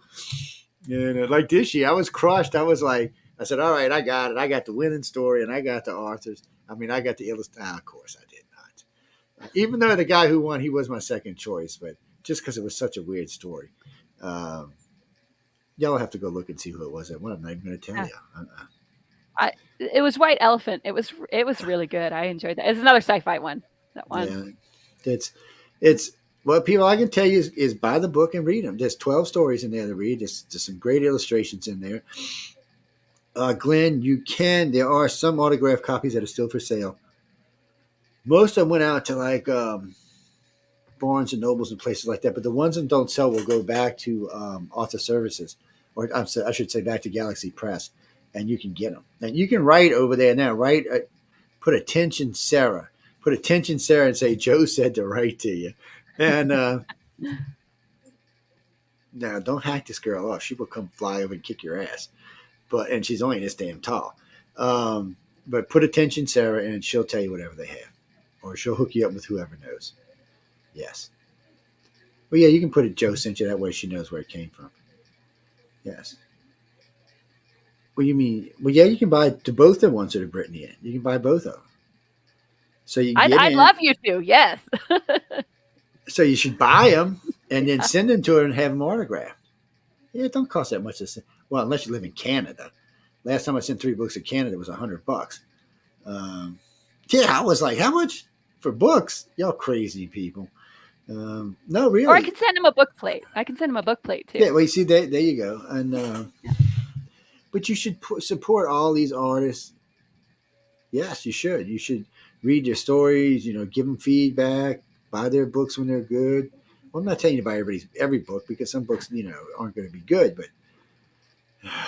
so far, everything that I've seen outside of the group. So I've met 3 of the authors that have written their own anthologies now, and a couple of novellas. One's actually working on a full novel. Yes, I didn't know what this crap was 5 years ago. It's like what is that? Some kind of weird food or something? But I'll tell you all this, and Bridget's very right about the course at Galaxy Press. At writersofthefuture.com, because I took it. The only thing I never completed on, they want you to write a story at the end. I told Emily it ain't happening. But since then, I've got to spend real time with real writers, and not just the judges. I mean, spending time with the winners actually encouraged me. So I've got 17,000 words written now, which, by the way, is the maximum you can write to get into Writers of the Future. I'm not trying to get in Writers of the Future. Even by some miracle I would say no, give it to somebody else. No, indeed, I don't want to go through all that torture. Oh man, they get tortured. No, it's a really good experience. I mean, did you have fun both years? Because you've been there twice, so I was lucky, very fortunate, and yes, I absolutely did. It was just the most incredible experience ever. The people, the party, the workshop. I mean, yes, and it's good people. What do you good mean, people. Karen? Yeah, they got hors d'oeuvres at the gala. What do you mean you didn't see them in my video? Yes, well, you're blind, because they were all over the place. I ate 5 or 6 different types, actually, come to think about it. They were good. The dessert, the dessert. Yes, was awesome. the dessert was good. My gosh. Yes. The dessert, well, people, I can't even describe it. It kind of melts. When you open it, first you crack into it. Anyway, it was really, really good. You'll have to go look at one of the videos. It's on one of the videos. And then they give you salmon. It's a filet and salmon, which is usually like asparagus or something like that in a salad. Mm-hmm. It's probably a kale salad or something along those. The dinner was good. It's good. Yes, it was. Really good. It was good. Yes. Well, you can't go unless you're famous now. If you're somebody listening who's famous, you can call the good ones, and they'll let you come. Yes, they had a lot of famous people there. Oh, yes, there was a lot of famous people in the audience. Well, I get to meet a lot of them every year because I'm friends with John, so he introduced me to him. Well, who was it? So I was talking. What's her name? Bart Simpson. She does Nancy Cartwright. Nancy Cartwright. She's hilarious, by the way, even outside of what we were talking about. I just wanted to talk to her for a minute. I said, sooner or later, I'm going to give you a call. I'd love to do an interview with you. And John said to talk to you. She said, oh, yeah, just let me know. Now, people, you got to remember, she does Bart Simpson, people. I mean, it's not like this is a little thing. How many seasons did this thing have? How much freaking money has this thing made? I don't even want to trying to put it into words. I mean, this thing is huge. And she is like this tall, just as nice as could be. Obviously she don't have Bart's bad temper. Oh no, she was really nice, and we talked for a while, and I asked her how she got into business, and we talked a little bit about that, and it was very interesting. It's very interesting. She gave us writers a long talk about the business and things, and she was really cool. And did you get to go to the show that they did? No, this year I missed it. Usually I go. This year I had something else going on. I was doing lobby interviews, so it was I was kind of stuck. It happens sometimes. It was cool. Yeah, it happened. That was really neat too, just to see her do different voices in that medium. I guess it was cool. Well, they do some good shows. I mean, I caught the one last year, and we accidentally caught. We was over at the Roosevelt this year and actually caught a burlesque show over there. No, before anybody gets any ideas, it wasn't like that. It was a jazz burlesque show. No, everybody had their clothes on for y'all even start. It was very well done. It was very classy. It was very good. And so, you see, there's two hotels. We stayed at the Lowe's this year. Last year we stayed at the Roosevelt. And it's on Hollywood Boulevard. Lowe's is like 2 blocks back. They're both nice hotels. They're very comfortable. Lowe's is like kind of in the shopping mall. Well, let's just say it's hooked to the shopping mall. Leave it at that. It made it easy to eat. It did make it easy to eat, and if you wanted to go shopping, you could. Actually, Sergioff, is that his name? He was there this year. Yeah, he won. But trying to get any interviews with him was like trying to put a fire out with gasoline. You're wasting your time. He was going. What do you mean, like children's books? So Danny just wrote to him. He said, since you have children, he said, did you ever consider writing children's books? So I have thought about it. I haven't actually written anything for it, but my kids have been begging me. They're like, you should do something with the nighttime stories and stuff, Maybe at some point. I don't know. Well, I noticed a lot of illustrators like to write kiddie books. I don't know what the hell that is. That's weird. People, it's not that easy to write a book for a child. I mean, first you got to frame it a certain way. You only have so many words. I like to write a novel. I write my stories are longer in both of these series. They're novelettes. Because she has a brain. That's why, baby, you see. And to smash it concisely into a children's book is actually difficult for me. I think but it is something I've considered. I think it could be fun. We'll see. Who knows? I'd be like. My book would be like, you little heathens, go to bed. With a big dragon blowing flame at him or something. Yes, I call it. With ABCs about that's right. How we get you to sleep. I don't know. Little sheep with ABC and D. No. Well, no, people, I've talked to a lot of people who write kid book. It's not the easiest thing y'all think it is. And have any success in it. First off, let's talk about how many parents read their children to sleep at night. That's an interesting number. I'm not sure where that's going to end up. If we pulled this, when I was a kid, it was different, but I don't know now. We had this old book with all these old stories. It was about this thick. Damn thing was taped together, and I've been handed down in the family for like almost 100 years. And somebody in the family still got it even today. It just had all the old different stories in it. And we read from it every night. And that was just part of the family. But it was a different time back then because we had one TV and it had like one channel on it. This is back almost when we lit fires with sticks, people. It was a long time ago. And, where I live in New Orleans, I only had to see the one channel for like a year. And then after that, all of a sudden we had 3. And then we had 3 for like 2 years. And then we had 6. Whoa, 6 channels. And then we got UHF and we ended up with like 9. And then one day, a friend of mine calls me. He said, Joe, they got this thing you can get cable TV. They got 200 channels. Like 200 what? And now I got so many freaking channels. I can't even count how many I got today. It's not even. I know, Deanie. I don't have cable anymore. I got rid of it. I've got Roku on that television. I've got Vizio television. I got Samsung television, and I've got umpteen million channels with umpteen million things to watch. By the way, you can watch us on Roku right now. I have my own Roku channel. Yes. So you can see Miss Bridget on television right now. You can go look at her. You can zoom in on her, look at her face and stuff. I know y'all do because them books back there are hard to see. That's a collection of all the great philosophers, the Greek and Roman philosophers. It's a really good reading collection, a lot of good stories. But usually there's a bunch of stuff here and you can't see them. So one day this guy writes into me, "Damn, Joe, that's some heavy reading you've been doing lately." And I look back and I'm going, these are good stories, but I wouldn't call them heavy reading. And he's like, no, but them other books. I'm like, so that means they're taking and they're zooming in on us while we're talking on the Roku, and they're looking at all of this over here. And then somebody tells me in this eye right here, there's a little steel bead. Somebody tells me there's a little steel bead in there. I'm like, really? I'm like, people, y'all are just too curious about what's behind me. And then I'll hit things like, can you move your camera? And then, because they want it over here, so they can see this stuff behind me over here. And there's a MG midget back there, and one of those gold things with all the planet on it. And there's a lot of nice stuff in my office, people, but this is what y'all get to see tonight. Yes, that, you know what that is right there? That's alpha. That is, well, that's the Morse code on this side. Yes, and then over here is what they actually call it. Yeah, you don't know what I'm talking about? Think about it for a minute. Romeo, Juliet. Yes, that's how we did it in the Navy. Yes, it's there. That's what it's there for. And then that's that picture, and then you can't see the other globe. It's way on the other side, the studio. Yes. And I'm not giving it away either, so don't ask. No. What do you mean? I don't think we can give Bridget away. She got 5 kids, man. No, that's not going to happen. Her old man be like, wait, Mom's where? And I got the 5 kids. Whoa, wait a minute. What just happened here?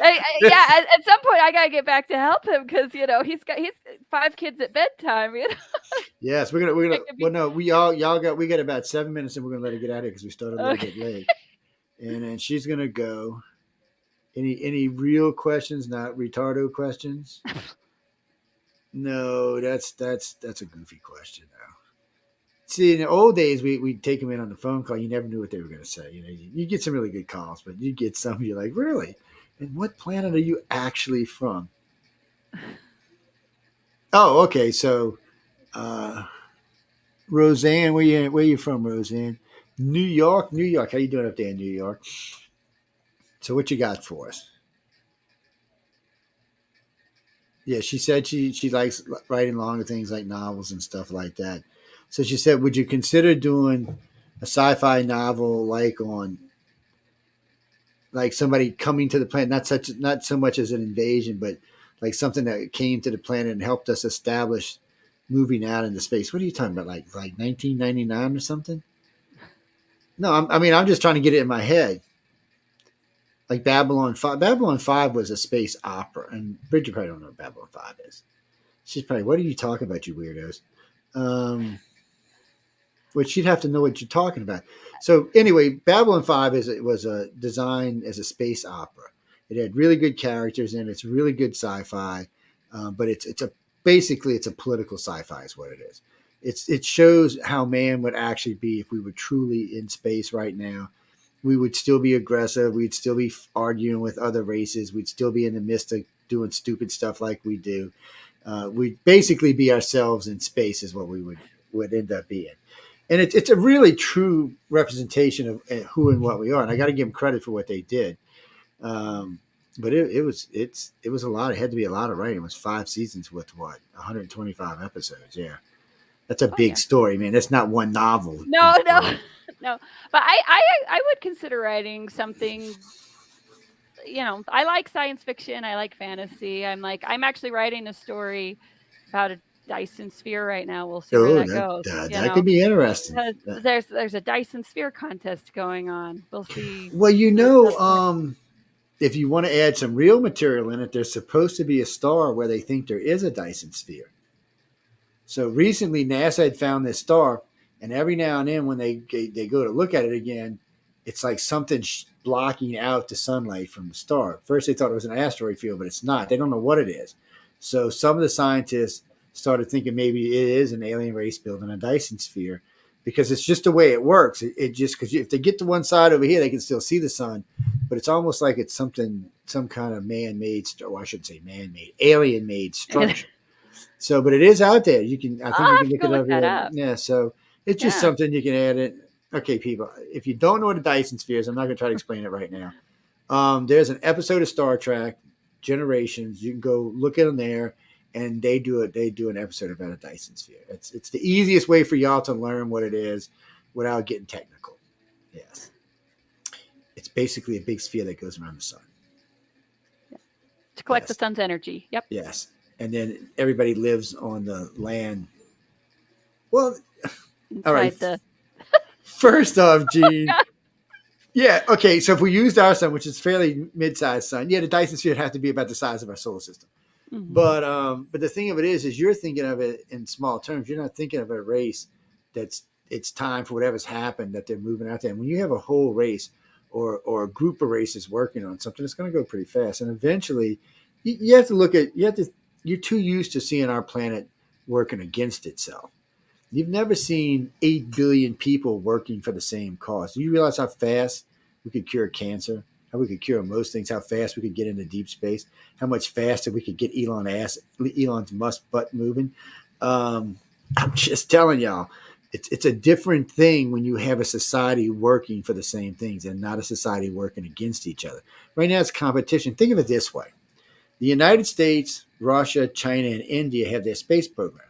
All four of their space programs combined has not launched even a 10% of what Elon Musk has launched in the last 2 years. And none of them can land the damn rocket when it comes back. Not one of them.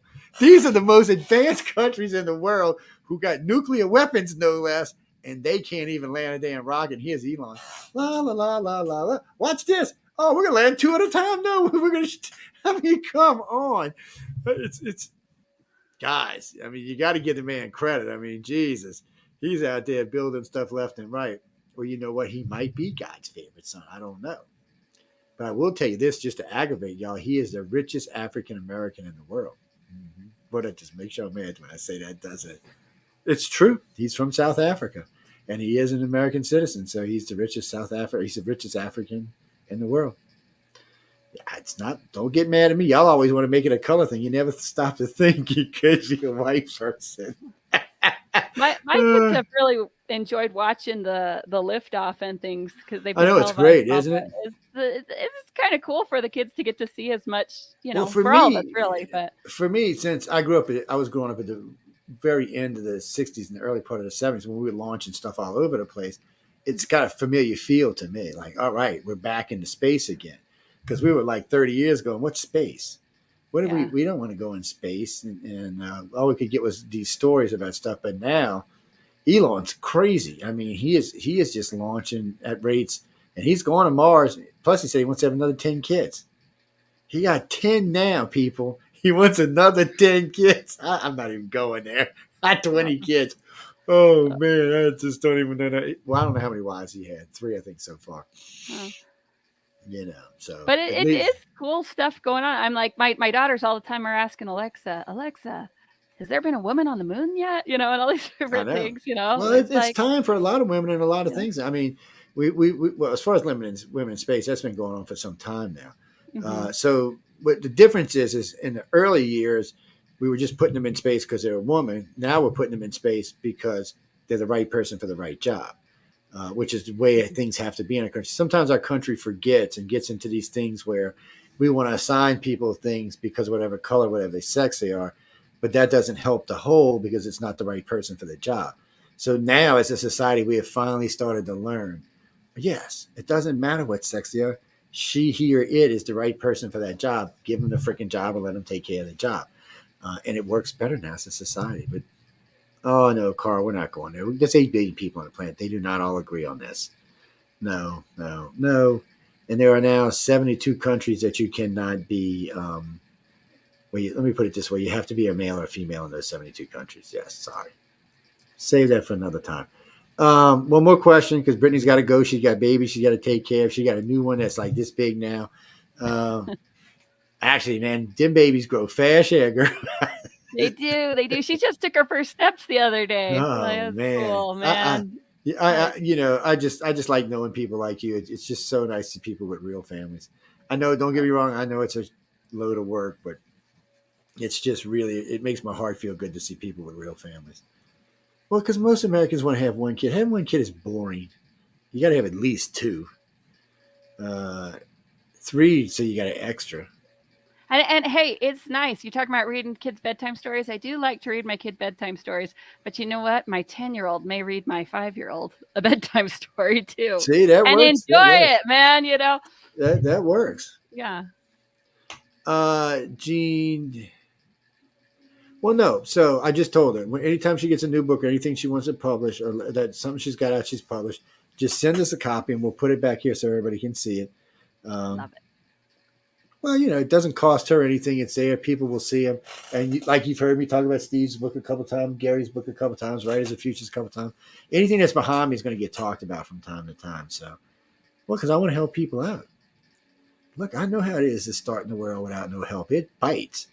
Both my businesses, I started from scratch on my own. So it's nice to have help. Oh, yes. And when I finally did get help, I appreciated it. I'm telling you. So anytime I can give help, I do. And being in the media industry, I try all the time. Well, Bridget, we're going to let you get out of here. Danny, no. She just told you she had 5 kids. I mean, damn, boy, where's your brain tonight? Four girls, one boy. They're Yes, cute. I love them. Yeah. Yes, 4. Think about it, Danny. 4 girls. 4 girls. You're a dad with 4 girls, man. You're a son with 4 sisters. Oh man. He's got his own room, though. He's got his own room. He might become the writer, man, just to escape. Oh, mom, I'm writing. Leave me alone. Oh, sister, I'm writing. Leave me alone. I'll tell mom I'm writing. Leave me alone. Okay. Well, she doesn't look like an invert to me. So, who was it? Christoph just wrote in and said, "Would you consider yourself an invert? Because some writers are inverts." Oh, what am I? I'm an extrovert. I'm an extrovert. An extroverted an introverted extrovert at times, I guess. Yes, well, you definitely feel more extroverted than invert. I'm sure. Yes, I am more extroverted, no question. Yes, well, no, because people, you don't understand. If you got to promote yourself, and if you're invert, sometimes it's hard to take that step to walk up to somebody and say, "Hey." So put this in perspective before I leave. So this year was very strange for me. Most years I act like an intermediary for the winners and the judges. So if I see like 2 judges hanging around and it's a bunch of winners, I'll say, "Hey, why don't you come sit down and talk to such and such and such and such." So this year there was 2 authors and 2 illustrators, and Tom Wood and Echo and I think it was Echo, Tom, and I think Dina. So no, Lazarus wasn't there yet. He hadn't got there yet. So they had to split their trip up this year because they have a gallery in Seattle. So she came down for the first half, and Lazarus stayed for the second. Lazarus' back is actually Echo Chernick's husband, in case y'all know that, ladies and gents. But anyway, so they're all sitting in there just chit-chatting, having cocktails and chit-chatting. So I walked over to the 4 winners and said, "Hey, why don't y'all come sit down and talk with us?" They went upstairs. They left and went upstairs. Twice that happened this year. I have never seen that happen in any other contest I've been at with these people. When I introduce, they always come sit down and talk to them because it's an open. They're not being rude. They're not imposing themselves because I said, "Hey, come sit down and talk to us." If anybody wants to go to anybody, it'll be me. So, but I just never seen it. They ran like little oh man, it was bad. But those are introverts. That's what happens. They panicked, instead of sitting there and talking. And I mean, I can understand if you're an illustrator, right? These are some big names, and it can be a little scary. And I didn't know who anybody was, so it didn't matter to me. And when I first came, I'm like, "Who are these stupid people? I don't know these dumb people. Wait, they illustrate whatever, man. Who cares?" So yeah, Jack, Brittany's very nice, and anytime she lets us anything new come out, I'll let y'all know about it. When you get a couple things done, if you want, give me a call, and we'll do like an hour where we can just feature whatever you're in and just talk a little bit about each one, and we can put them like in an arrangement on the thing, so you can always use it for like a resume or something like that. I tell people all the time, use the interviews for whatever you want. You can always chop them up and put them into pieces because they're going to be up here for life. And I always tell them, you're more than welcome to use them. I want y'all to use them for whatever you can. And see, you were very happy and very friendly and very smiley tonight. So if you were to send this to somebody along with a book, people would say, well, yeah, she's the right girl for the job because she's out there. And well, you seen like how Bart was. I mean, you have to be out there. You can't. Unfortunately, in this world, you can't sit down and hope somebody will do it for you. You gotta have your face out there in the middle of it. But she got a good face. She can stick it out there. Hey, look at me. Don't mess with me. I'm here. I'm determined. I'm Bridget determined. Get back, people. No, we got to go, guys. Really, we got to go. She's got to go. She got things she's got to take care of. I'm surprised them kids ain't broke down the door yet and said, "Mommy, where the hell are you?" So no, Joe. I'll tell you. I'm over at Grandma's house. No, that's the way to do it. Yeah. She's safe. She's got the cloak of safeness around her. Happen. Yeah. Oh look, I can't. I remember when I was little. He used to break in sometimes. I was in the middle of a serious interview with a serious politician. My son was like this tall. He comes in, plops his ass down on my lap. Daddy, daddy, daddy, daddy. He starts telling me about whatever he was watching on TV. I'm like, son, really. And thank God the politician had really good. He's a dad himself, so he started laughing. He said, I'm gonna leave the cat, which was named Bok Choy. In case you don't know what Bok Choy means, it means cabbage. In case anybody writes to me, but he drops a cat in my lap, solid black cat. He says, "Okay, I'm going," and the cat's like, "I'm staying." He gets on my keyboard, starts walking back and forth. I'm like, they're your children. What can you do, people? I'm not going to beat any children, so You just love them. Yeah. yes, that's all you can do. No, well, we're going to let her go, and then we're going to take a small break, and then we're going to come back, and we got a couple of news items we're going to talk about. Jay's off tonight. Jay's a hardworking gentleman. He's off tonight. I haven't talked to Emily in a couple of days. Michelle told me she didn't do a show tonight, so I got to check on and see what's up with that. Trish joins us from time to time. Trish is she hosts the Missing Piece. Well, Emily hosts WT Frickett. Yeah, so she does a lot of political stuff. She does a lot of true crime stuff. Oh, you're talking about Amelia Passano. Amelia Passano is on the Out and Around with her co-host Michelle DeRoche, who is the station manager, if y'all want to know. So if you're looking for a time slot, that's the lady you got to go through. And as far as your question, are there any free slot stuff? I doubt it, but you can ask Michelle. But even they got the cheap slots. They start at $100 a month. So, and that's just to get you on Roku.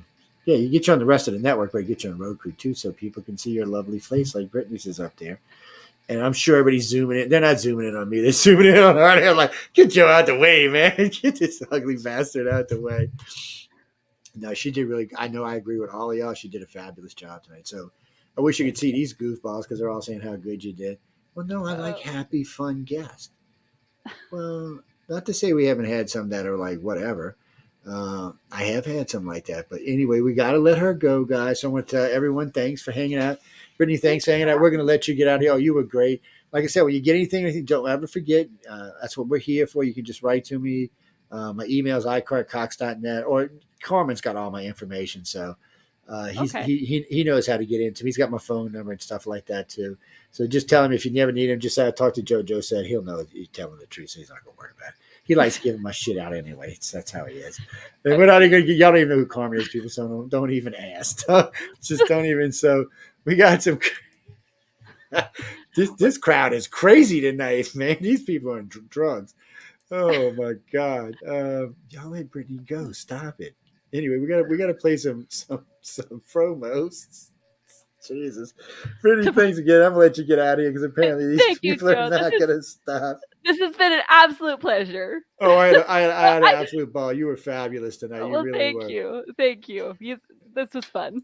Okay, and like I said, anything else, you always get hold to me. So you go and have a good night, and give the kids a hug, and I'm gonna put something weird on these people to listen to while I go get a cup of coffee. Okay, all right. You take care. Let's see. Here we go.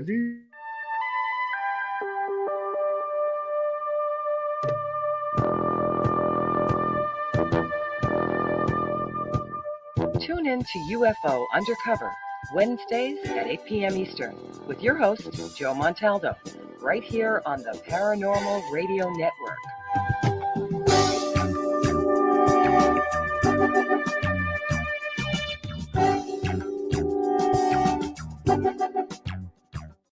Dun, dun, dun, dun, dun, dun.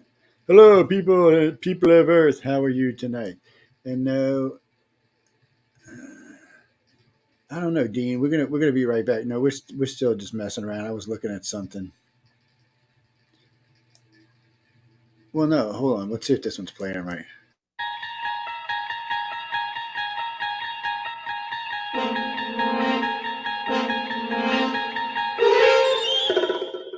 You're listening to UFO Undercover with your host, Joe Montaldo, right here on the Paranormal Radio Network.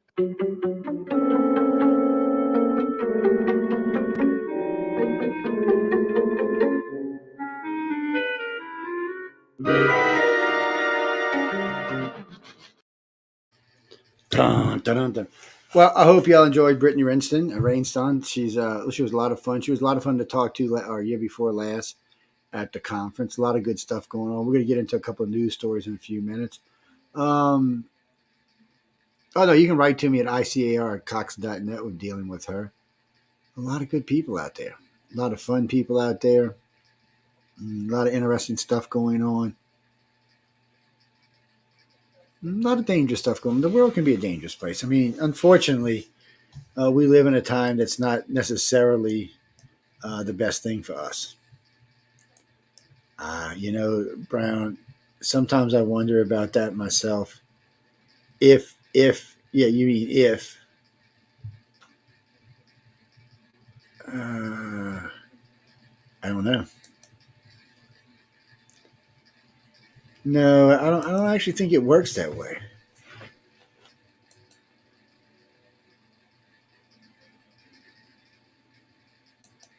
Mm, no, I know what you're talking about. I just don't think it. I just no, I just don't think it actually works that way.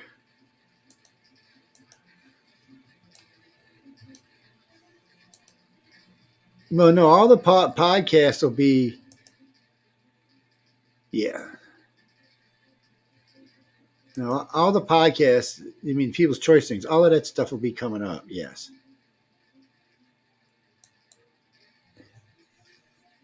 Well, you know what? You want to see one? Hold on a second. It won't let me run it off of. Hold on. Give me a second. It won't let me run it off of Windows. It wants me to run it off of Google. Don't ask me. Ask StreamYard. Yeah, that's their shit. Hold on, and I'll put it up for us, and y'all can take a quick look at it. So this is the promo for the People's Choice Awards. It's getting ready to be put into the list, so it can be held and played regularly on the station. Yes, I know, huh? Yeah, so this is it right here. I haven't actually uploaded it yet, but y'all can see it this way. Dismiss.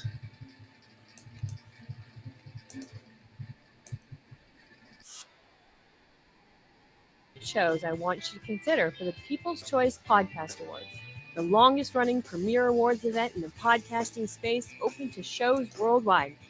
Vote at podcastawards.com to nominate the following shows: Writers and Illustrators of the Future podcast in 3 categories: education, storyteller drama, and art. For 4 years, the Writers and Illustrators of the Future podcast has provided advice and tips from international best-selling authors, world-class artists, contest judges and winners, and industry professionals. It is dedicated to the future of storytelling and art by showing that it is never too late to start, and those who make it are those who never give up. News on the flip side, in the category of politics and news. News on the flip side is a much different news and political program, which is not deemed as opinion news. Listen as Joe Montaldo brings to you just the facts from trusted sources, which will allow you, the people, to make up your own minds on the various stories being reported on. UFO Undercover in the category of entertainment. UFO Undercover brings you some of the most revealing and current research that is being done with respect to alien abductions and contact. Host Joe Montaldo has been an abduction researcher for over 35 years and is uniquely qualified to bring you live interviews with some of the most well-known researchers in ufology. The Outer Realm in the category of Best Female Hosted Podcast. The Outer Realm is a very popular show hosted by Michelle DeRoche and Amelia Pisano, which boasts millions of listeners each week who are well known for and have been complimented on their very laid-back, roundtable style of interviewing. Together, this dynamic duo brings you the best of the best with guests from around the world who are well-versed within their respective fields of ufology, paranormal, esoteric, and other areas of high strangeness and more. Go to podcastawards.com to vote for these 4 shows and any others you enjoy listening to. That's podcastawards.com.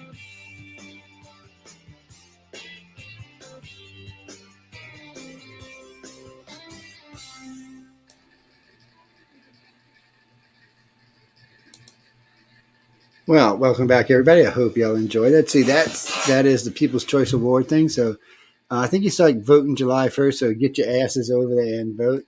You're going to be hearing this from me a lot over the next few weeks. Vote, vote, vote, vote, vote. I want to see everybody out voting and taking care of their business. Reese, yes, all these books are for sale. Not these particular books, but the other versions of them are up for sale. 38 and... So these are the 2 Brittany was in if y'all want to get them. Real quick. Brittany Rainsdon was in these 2. This is 37. And this is 38. Yes, this is the year before last. And then last year was 39. I've been there for 36, 37, 38, and 39. So for those 4 years. And Michael, probably this weekend, if life is nice to me, I'm going to try to finish the website this weekend and get it up. Yes, I haven't had a chance to. I got busy at my other job, and I own a maintenance company, so it gets busy sometimes. Not always busy, but it gets busy sometimes. Well, there's a lot of stories to cross tonight. A lot of stuff that's been going on around the world. A lot of stuff in our country that's been going around. So, Don, I already seen you post this 5 times. Oh, the president fell. Now he's bumped his head. He's old. He's 82. I mean, not that all 82-year-olds are fragile like him, but he's fragile. He's old. Yes, it's just he's not the guy we need to lead our country.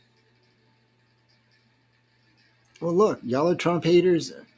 Y'all hate on whoever you want, but Joe Biden is not the guy to lead our country. Joe Biden's economy has sucked. People tell me, oh, he's got the greatest economy ever, and he's paid the deficit down. Well, first, if he didn't pay the deficit down, that was money that didn't get spent because COVID had everything closed, or are y'all too dumb to figure that out? The unemployment, all these big numbers on unemployment are just people going back to work. Remember, we were at 3.5% when Trump was president. He had brought the unemployment rate down to that low, and it was the lowest unemployment rate for blacks and Hispanics in the history of the country. So let's not forget that. And we're just back to where we were. And Joe Biden's unemployment rate for blacks and Hispanics are through the roof. So we're not even got back to that yet. And we're barely back to the regular unemployment. And remember, those are false numbers. 3.5% of the 400 million people in our country are not out of work. It's more like 14%. You don't have to take my word for it. You can go look it up yourself. The numbers are out there. So unemployment rate only means that people, so if you're actually physically on unemployment, collecting unemployment. So they don't count you people who are off of unemployment. I'm sorry, I don't make the rules, guys. Yeah, but that's how it works. Yeah, they don't count those. They count them on a different poll, but it's around 14 to 15% of the countries it doesn't work. And then you've got another, I don't know, like 15% that are on different programs. It's never quite what they make it out to be. Gene, I did see that. I did see rumors about Prince Harry getting a divorce. I don't know if they're true or not. Yeah, I don't know. I did see the one about Kim Jong-un's daughter taking on more of a role, in the government. That may be a good thing, not a bad thing. Well, sooner or later, these communist countries got to change. I know China and Russia is trying to make America look like this and America look like that. And as long as you've got a president like Joe Biden who basically sucks their ass, it's not hard to do that. But under Trump, Xi Jinping and Putin were scared. And so was Kim Jong un. I mean, come on. He told Kim what he was going to do to him. And while he told him that, he was having lunch with Xi Jinping as he launched, 98 cruise missiles into Syria to prove a point to both of them. He proved a point to Xi Jinping that he would do it regardless. And he proved a point to Kim Jong un. I'm coming for you next if you don't shut up. And he disappeared. Remember, his sister had to take over. It got so bad. Yeah, he was scared. He thought we were going to kill him. We were going to put Castro on his ass. Yeah, he got scared, man. I mean, and that's the difference between someone who rules and someone who just, I don't know what Joe Biden's doing. I think he's been compromised. I think he's been compromised by the Chinese. And if our country would go back to a legitimate government, legitimate police forces, we'd already know this. There's enough in Hunter Biden's laptop we know already that pretty much he's guilty. We also know that he blackmailed the Ukraine when he told them it's on videotape for everybody to see. So he was in the Ukraine when he said, you've got 24 hours to get rid of this prosecutor or you're not getting this $1 billion. I'm sorry, but one, that's illegal in this country. You can't do that. You can't blackmail somebody into money that the government's already told them they could have because your son's under investigation and you want the prosecutor gone. I mean, come on. And you think that's okay. What kills me is when liberals tell me, well, there was nothing wrong with that. How, if that was a Republican, you'd be losing your mind.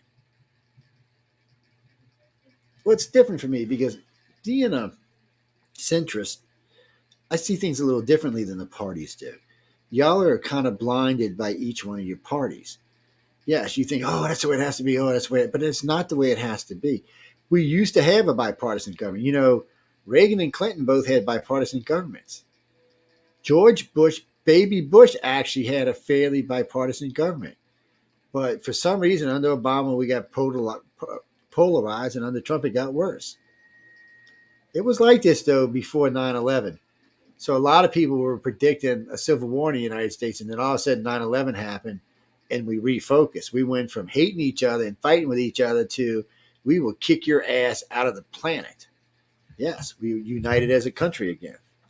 I mean, how fast did George Bush's bills get passed? 97% or something. It was overnight.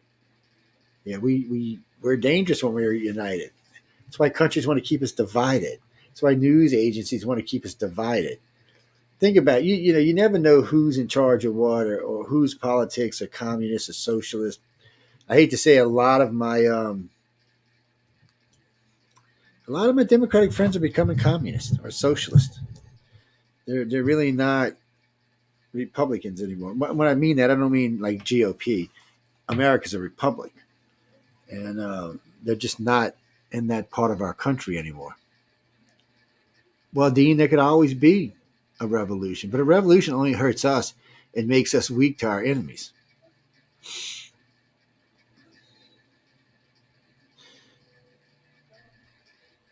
Well, yeah, you mean if the so think about some of the things that's been going on in our country. I mean, think about some of the stuff that's been going on. So you can burn the American flag. In case y'all didn't know that, you can go anywhere and burn the American flag. It's legal. Did you know if you burn a gay pride parade, you can go to jail for up to 5 years? It's a hate crime. Get the fuck out of here. So why is it not a hate crime when you burn the U.S. flag? You're hating on citizens. That's what I'm saying. Liberals have gotten stupid with their wokeness. It's stupidity. It's not anything anymore. So here, let's do this. Let's help out people who are challenged that want to drive electric cars and stuff like that. I'm all for electric cars. Not right now, mind you, but personally, I think we should have hydrogen cars because sooner or later we're going to have fusion. So when we do, we won't need electric. So let's look at why about electric. So you're in California. You live in Los Angeles. Hey, everybody out there in Los Angeles. I hope y'all having a good evening. What is it now? It's about 9 o'clock out there. So Everybody, it's starting to get a little warmer now. ACs are going to start coming on. You've got your electric car plugged in. Okay, that's cool. What about 10,000 of y'all do? So this summer, it's going to probably cause problems having 20 or 30,000 electric cars on grids. Remember, the last 10 years, California's had to do rolling blackouts, just like New York, because they can't maintain their power grid for their citizenship. Now, they've lost about 2 million people like New York did, so it might be a little different, but imagine 38 million people in California. Imagine each one had an electric car. You have no electricity, people. You can't even keep the grid up without electric cars. But you're going to go add 38 million electric cars, and most people have 2 cars, so you're going to add 70, almost 80 million electric cars being charged all at the same time, late at night in the evenings. And you're going to expect to have electricity. Oh my God. So it's not just for them. New York's going to be the same way. Any big city, your tax, these electrical systems are not designed to drop in 2 or 3 million electric cars. It's stupidity. It's not designed for that. But nobody even thought about that. But it's worse things than that. Lithium batteries are dangerous. They explode. We've seen them explode many times. We've seen them shooting flames out of the side of cars left and right. I mean, hot flames. Plus, they're as bad as radiation to destroy and store. So we're worried about polluting the planet with gas-powered engines, which today get outrageously great fuel mileage, and because of catalytic converters and all the other pollution control, give off very little emissions. It's not America polluting the planet. It's the rest of the planet. Oh, it's not even the Europeans polluting the planet. It's the rest of the planet. It's India and China and Russia and South America and Africa who don't want to adhere to these rules. Yeah, so stop screwing us over because you can't get the rest of the planet to do what you want. And even if you put every American on an electric country, it's not going to stop the pollution on the planet. It's not enough. You've got to get everybody to do it, and everybody's not going to do it. Plus, if you put everybody in electric cars, do you know how many nuclear power plants you would have to build? Or how many new coal-fired power plants you'd have to build? No one even stopped to think about that. So California alone, if just one person in California each gets an electric car, they will have to build at least 5 new coal-fired plants and 1 nuclear plant to provide the energy they need for all those new cars. Because electric cars not going to just get charged once a day, Johnny. Yeah, and it's going to get charged every time you stop. It's going to get plugged in. Every time there's a charger somewhere, it's going to get plugged in.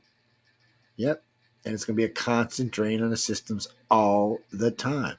All these cars, when they're not being driven, will be plugged in somewhere. Even Elon Musk will tell you it's not. This is not going to save us. This is not the saving grace. So you're not even thinking about it with these 5 new coal-fired plants you got to have, and how much pollution are they going to be dumping in the air as you're burning coal or natural gas left and right? Because you don't want to have a nuclear power plant, but you'll have these lithium batteries. No one stopped to think this through. And what bothers me is I'm a nobody peon, and it took me all of 5 minutes to figure this out when it first came out. My problem has always been, why don't we have self-generating electric cars? Okay, I know some people are not going to understand this, but everybody has an alternator in their car.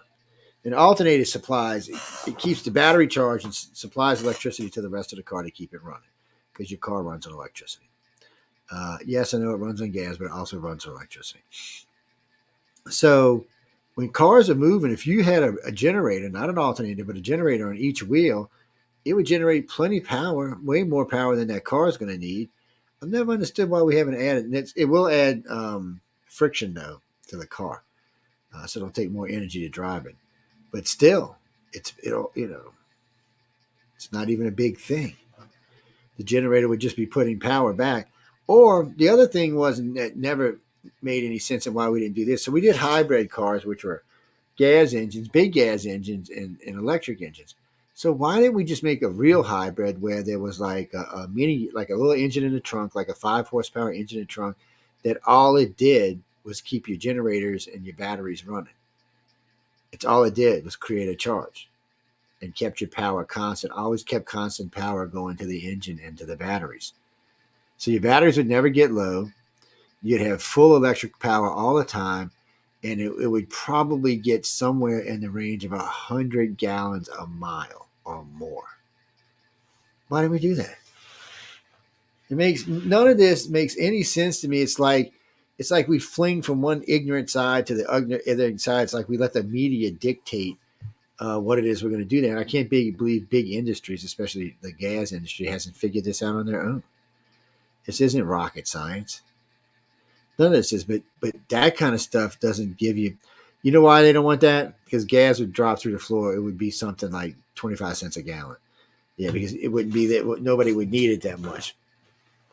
So if you did that and hydrogen, eventually you'd have it great. And like I said, sooner or later, they're going to have fusion engines. So, well, right now to use fusion power for somewhere like New York, cold fusion would be probably the size of an 18-wheeler to power the city of New York. Eventually, they'll get smaller and smaller and smaller. Oh, I'm thinking more than one, Jack. Yeah, I'm thinking like 6 or 7 about the size of an 18-wheeler to power New York. But they would power it. It's clean energy. Hydrogen, the only thing hydrogen gives off is clean water. And fusion is just completely clean energy. Once it goes, it just keeps making energy. And we're at that point now. We are there. Within 100 years or less, they will power you. You'll have one about this big that powers your house, your car. They might even be interchangeable at one point or another. But you'll have one that powers your car. It'll probably be the only power supply for your car for the life of the car. You might even be able to take that power supply when you buy your next car and put it in your next car. Yes. It's a different world. And it's going to change the world. And whatever country has the control of it first is going to change the world in whatever way that they want to dictate. It'll probably be America, but it doesn't mean 100% it will be. It may or may not be, but right now it's not. Oh, they're my baby, huh? That was my guard dog coming out to check out the world. So when you get back to electric cars, at this point, they're not feasible. So for every, I forgot what it was, for every 10,000 or I'm sorry, for every 100,000 electric cars, you have to build a new coal plant. That's a lot of plants being built around our country. That means a lot of digging for coal, a lot of strip mine. Yeah, I mean, nothing here. So first off, and I know most of y'all don't know this, but the ordinary everyday electric car carbon footprint is 7 times the size of my Camry's footprint. 7 times. And it's mainly because they got a strip mine for lithium in Afghanistan or down in South America. It's got to be sent to Japan to be processed, and it's sent to Taiwan, then it's sent to the United States. That's just for the battery. That's not even the whole freaking car. It's just for the battery. By the time you get through all the different parts coming from all different places around the world, see, that's the downside to not manufacturing things at home. You're creating a global or carbon footprint. You know, so the tires come from here, the steering wheel comes from there, this comes from here. Next thing you know, I mean, there's thousands of parts, and they're all being put on ships and shipped over to us. There goes your carbon footprint even bigger. So car manufacturers manufacture everything right there. Yeah, most everything they need is going to be within the steel, and a lot of steel now is coming from being redone, recycled steel. Yeah, a lot of it is recycled steel. But regardless, the way these cars are being built, a lot of these cars are composites anyway. Well, I think the new cars are throwaway cars. I think you buy a car, you keep it for 10 years, and then you junk it. Well, by then, little things have started going wrong, this kind of thing, that kind of thing. The engine's probably got 300,000 miles on it by then. Well, all right, normal people, it's probably got 150,000 miles on it. But people like me, it's probably got 300,000 miles on it. And it's probably time to retire. And then you go buy another new one, and there you go again. Da, da, da, da, da, da. The whole cycle starts over. But the new cars, there's a lot of good things about the new cars. I mean, the little engine in the Camry is lickety clickety fast, man. In the old days, you'd have had to have the V8 to get that kind of power and that kind of speed in a car that size. A car will do 140, 160, well, probably about 145 to 150. The one with the little bit bigger engine in, which I've been looking at, will probably get up to about 165 to 170. Yeah. What do you need to go that fast for? And while it's doing all of that, it'd be getting 40 miles a gallon. You mean, no, the Camry I got, the way I drive averages about 31 miles a gallon. Yeah. Well, I'm not the slowest driver on the planet. I like to cruise, you know. I like to have fun when I'm driving. Dean, I did see that. Russia's been having problems, shit blowing up inside their country. They've had strikes in Moscow, but I don't think it's the Ukraine that's doing these. They've had strikes in a couple places in their country. I don't think it's the Ukraine doing it. I think these are dissidents inside their own country. Well, I've talked to a few friends of mine over there. I talked to a friend of mine at Pravda the other day, and they seem to think it's what it is too, but they've actually been ordered not to say anything. Yes. Oh, it wasn't Pravda. It was, I can't remember the name of the other one that told me, but well, being in the media, you make friends. I got friends all over China. How do you think we got all those pictures out of China when this was going on? Y'all forgot when we were playing all these pictures of China being dead, them going through the streets with these things, dust and everything, body bags moving. Where do you think we got those from? We had 4 people in Wuhan alone. They were sending us tons of stuff. Well, because they weren't sending it to us. They were sending it to somewhere in China, and then somewhere in China was sending it somewhere in Europe, and then they were sending it to us. Mm-hmm. Well, what do you mean, putting those pictures out? No, that was the right thing to do. Yeah. And the stuff we get from the Ukraine we put out. So a good friend of mine is in the, 2 friends of mine are actually in the Ukraine right now. Both of them are there for media. So another friend of mine at the BBC, I hooked them up together. So I get first choice in stories, and the BBC pays him to be there. Actually pays both of them to be there. Yeah. Well, there's a lot going on to keep track of.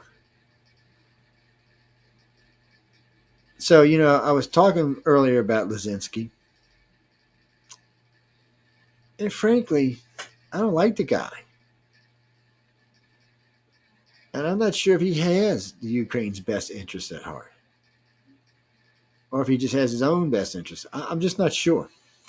I mean, Russia needs to end this war. But so I got a question for anybody listening tonight who is either pro or anti-Trump. Do you think if Trump gets into office that the war in the Ukraine will end? I mean, I'm just asking. Do you think if Trump gets into office, will the war in the Ukraine end? Now, remember, Putin said, he gave an interview at Pravda Television and the BBC, and he was asked, would you have gone to war if Trump was still president? And he said no. His words exactly, he said no.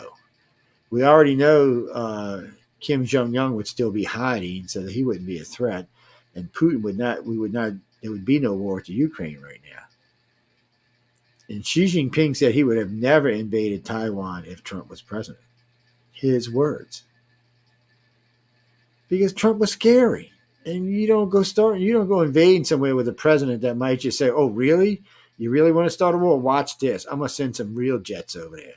We're going to send a couple of squadrons of Raptors and F-35s and a couple of real ships, and we're going to see what happens to your dumb ass. Russia can't. Do you think about what's going on? First off, do y'all remember Desert Storm? Ever since Vietnam, America promised it would never do something stupid again. So with Vietnam, we got our asses handed to us. So Desert Storm, in less than 6 months, we had conquered the whole country. One of the largest standing armies in the world, bigger than Russia's standing army. They had a 2.5 million plus another 0.5 in reserve. That's 2 million soldiers. And all of Russia's, not just Russia's, they had a lot of our state of the army, because people forget we put Saddam in power. But he had a lot of our stuff and a lot of Russian stuff. He had anti-tank missiles. He had, he had flak all over Baghdad. I think they said they killed over 100 flakians. Flak is the shit they shoot up in the air and try to shoot the planes down, shoot the missiles down. We watched Baghdad being bombed. Remember, it was live on CNN. We watched the buildings being shaken, the reporters. That's when CNN was actually something. We watched all of that. And we showed the world we will kick your ass and not even think twice about it. They lost over 1 million people. We lost 4,000. We have not had a major loss in a war since Vietnam. And we're not planning on having one. If we go to war, we're going to war. And people forget another thing. Until we ended this war in Afghanistan a few months back, America has been at war for 40 years nonstop. We have the largest trained group of soldiers ever assembled on the planet who have actually seen action. Do you know the difference in a pilot seeing action and a pilot hasn't seen action? Yeah. Plus, we have jets that can kill you before you even see them. Yeah, it still pisses China and Russia off, but we can kill them before they see us. And even if they see us, we can still kill them before they can kill us. It's a different world. It's a different kind of mentality. And now we've got drones all over the place. Now we got things that kill drones by the thousands. Well, you didn't think we were just going to let drones take over the world without a way to kill them. Come on, man. Yeah, think about what you're saying. It's a changing world. It's a changing world fast.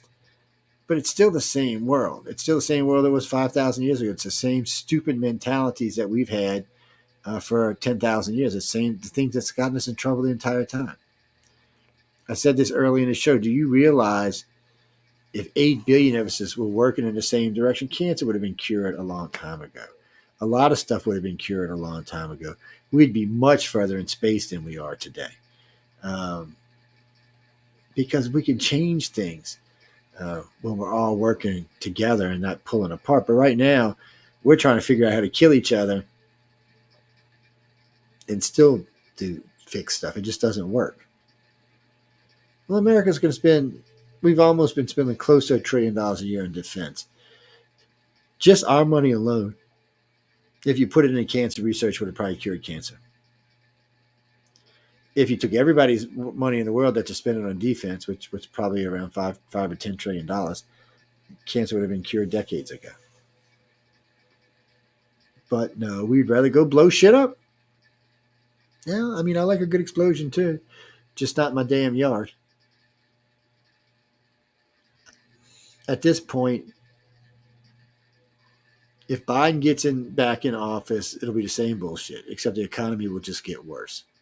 Because all the rebound from COVID will be done. It's almost done now.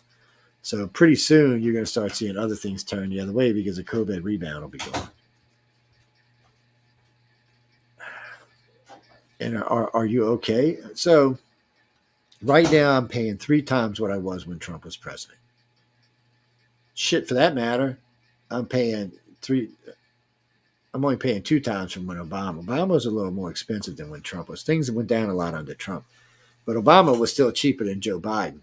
Oh, yeah. Well, when Donald Trump was president, I paid $1, anywhere from 99 cents a gallon to $1.19 a gallon. Since Joe Biden's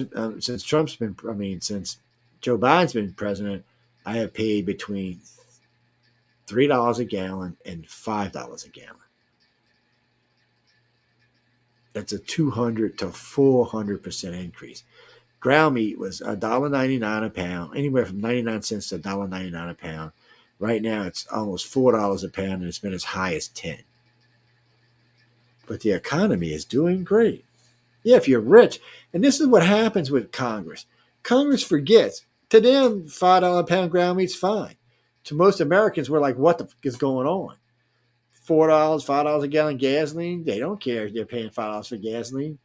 But the problem is they don't understand you do care that you're paying $5 a gallon for gasoline. I mean, I've seen places as high as $9 a gallon in the United States. Are y'all okay with that? I mean, it's your idiot you put in office. It's not my guy. I would have never voted for this guy. Well, Darren, you're right. I didn't vote for Trump. Either time. This is the first time, these 2 elections are the first time I sat out presidential elections since I've been able to vote. I didn't feel comfortable. morally, I didn't feel comfortable. I couldn't vote for Hillary because she's more corrupt than the two guys we're talking about right now. You could put Biden and Trump together and they're not as corrupt as Hillary is. Well, it's like this DA in New York. So this shows you how Democrats think. So they're going after Trump for paying off Stormy Daniels. She said he didn't actually pay her off. So I'm a little confused with that. But Biden, Carter, I'm sorry. Clinton did this 4 times. 4 times he paid off 4 different women that we know of. And they know one of them was from campaign funds, and this guy don't care. Okay. Plus, I heard the federal DA say that they're not interested in like 20 of these or federal cases. So we're still wondering why those are in there. And then a few other ones are supposed to be past the statute of limitations. This guy's trying to make his name on Trump. Oh, if Trump gets a felony, he can't run for president. No. Well, yeah, he can get. So more than likely what will happen, because it's New York, he'll get convicted on at least 1 or 2 of them. Because it's New York, you're not going to get a fair trial there. So, but that's what his lawyers say, he didn't get a fair trial. Yes, and they'll get it scheduled somewhere else in another state, and those will get thrown out. And then it won't matter. Trump will still be able to be president. Yeah. The one in Georgia, I don't think the one in Georgia is going to stick. I think as we get more and more to June 6th, we find that June 6th was more about the Democrats lying than it was anything else. And I have to agree with what some other people have said. So we could burn down Baltimore. We could burn down New York. We could burn down Chicago. We could burn down Seattle, Washington, and take it over for 15 days. 15 blocks for a month. We could burn down federal buildings in California and Portland. People died. At least 100 people died in the BLM marches over 2 years. Billions of dollars of property was destroyed. People were raped. But yet, nobody got prosecuted or convicted. But the first time the people in Congress get threatened, oh my God, we're putting people away for 40 years. It's a double standard. It's a big damn double standard. There's nothing the guys at June 6th did that the BLM rioters didn't do. It didn't do even worse. Mm-hmm. An insurrection, I don't think people actually know what the definition of an insurrection was. That was not an insurrection. First off, there wasn't even any weapons. Yeah, usually if you have an insurrection, you need weapons. Lots of weapons. Yeah, if you're going to take a Congress building and hold it, you're going to have weapons. Yes, there was no insurrection. That's just a piss poor excuse for a word. I don't know. It aggravated me. I know a lot of independents, a lot of centrists, definitely all the Republicans are thinking this was total bullshit. The only people that think this was okay is the Democrats, and that's just a load of bullshit on its own. Well, I don't know what happened to them. Like, I got a lot of friends that are liberals, but for some reason they got their heads stuck up their asses now. They can't see what their party is doing. They're just blinded by the light. I mean, they really are. When you look at some of the shit that the Democrats have tried, I mean, they have literally tried to take many, many, many rights away from us. Thank God for the rest of us out there fighting, because they would take many rights away from us. Let me think. You're talking about the Fort Bragg. Okay, so Fort Bragg, he was a Confederate general, and that's why they're changing the name of it, because he was a Confederate general. But no one stopped to ask the question, why was a Confederate general given a name? Why was a fort named after a Confederate general? For that matter, no one's ever stopped to ask before we started tearing down monuments and doing different things, why were those monuments there? Why were certain areas named after these? No one yet has stopped to even answer the question why, even though we've been tearing down stuff left and right. Well, none of us were alive during the Civil War, so we don't understand. But these were there to show the world and the country that the South and the North were united. That's what these were. These had nothing to do with slavery or blacks or anything else. This was simply just to show that the South and the North is united. So anytime you tear one down, you're suggesting that we're no longer united. And is that really the road you want to go down? Really? Is that really the road we want to go down? I'm thinking. I'm thinking that's not the road that we want to go down. I think there's some bullshit going on there. So we need to stop and think when we do things.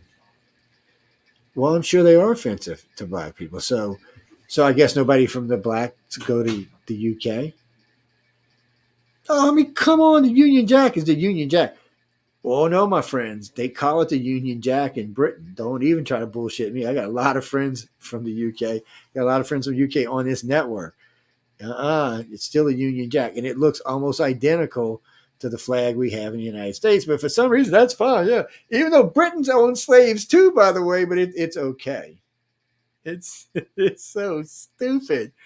Oh my God. So if you went around and surveyed people in the United States today, and you asked them what the Confederate flag meant to them, they would tell you it was a rebel flag. It has nothing to do with politics, nothing to do with the Confederacy. That is a rebel flag. And that's what it meant for a long, long time. For us, maybe for you stupid Yankees, the Confederacy is still going on, but for us, it's long dead and gone. We've moved on. Maybe that's why the South is not near as racist as the North is. So you can check these numbers out for yourself. On average, the South is about 75% less racist than the North. So I got friends that travel around the country, and some of them are in biracial relationships. Just recently, some friends of mine were in Minnesota, New Jersey, Salem, and New York. You know, in each town, at least one time, they were asked to leave a restaurant because they were biracial. This is a good-looking couple, driving an expensive car, dressed expensively, and still were asked to leave. You would never see that here. Nowhere in New Orleans, the Gulf Coast, Florida, you're never going to have anybody ask you to leave a restaurant. Even in the middle of Mississippi, they're still, even though they're pretty racist up north Mississippi, they're still not going to do that to you. That's the difference. And I'm going to tell you why. Because down here is different. So the far majority of blacks live in these states: Mississippi, Alabama, Georgia, Texas, Louisiana, Arkansas. That's where the majority of them live, in those states. So there's high mixes of both populations. So there's no white on black violence in New Orleans. There's black on black, there's white on white, but there's no white on black. And you know what? When there's big festivals like Mardi Gras and Jazz Fest and all these other fests, whites and blacks go and have a good damn time. Whites even attend the Essen Fest and the Black Fest down there, and there's no trouble. Because we've gotten past it. Just like when everybody wants to talk about gays and gay rights. Well, you know what? In the South, the gay rights have been here for a long time in New Orleans. We all grew up with gay. Half the French Quarter is gay. We never even thought nothing about it. It's just part of life here. But yet, we're supposed to be the backwards ones, and y'all are supposed to be the ones that are not backwards. I hate to be the one to break your heart, but most people in the North are racist, whether you're black or white. Let's just look at little Lightfoot from Chicago, the mayor. She got to be one of the most racist people I've ever seen. Outright, what did she say? Only black reporters can. Kamala Harris said the same thing. I only want black reporters. That's racism.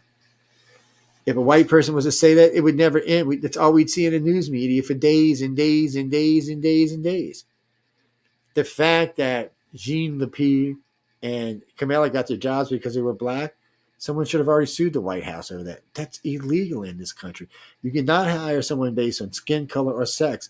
And both of them were hired because they were black females. One was hired because she was a gay black female. They said this, not me. And I can't tell you how many times they said, well, we want to get a black female to be vice president. Not who's going to be the best candidate. They never one time said, we want the best candidate for vice president. No, we want a black female. And as we can all see, Kamala Harris by no means or no shape by any way is the best vice president this country could have. I have nothing personal against Kamala. I just know there are people out there that could do this job much better than she's doing it. Take it for what it is. Actions always speak louder than words.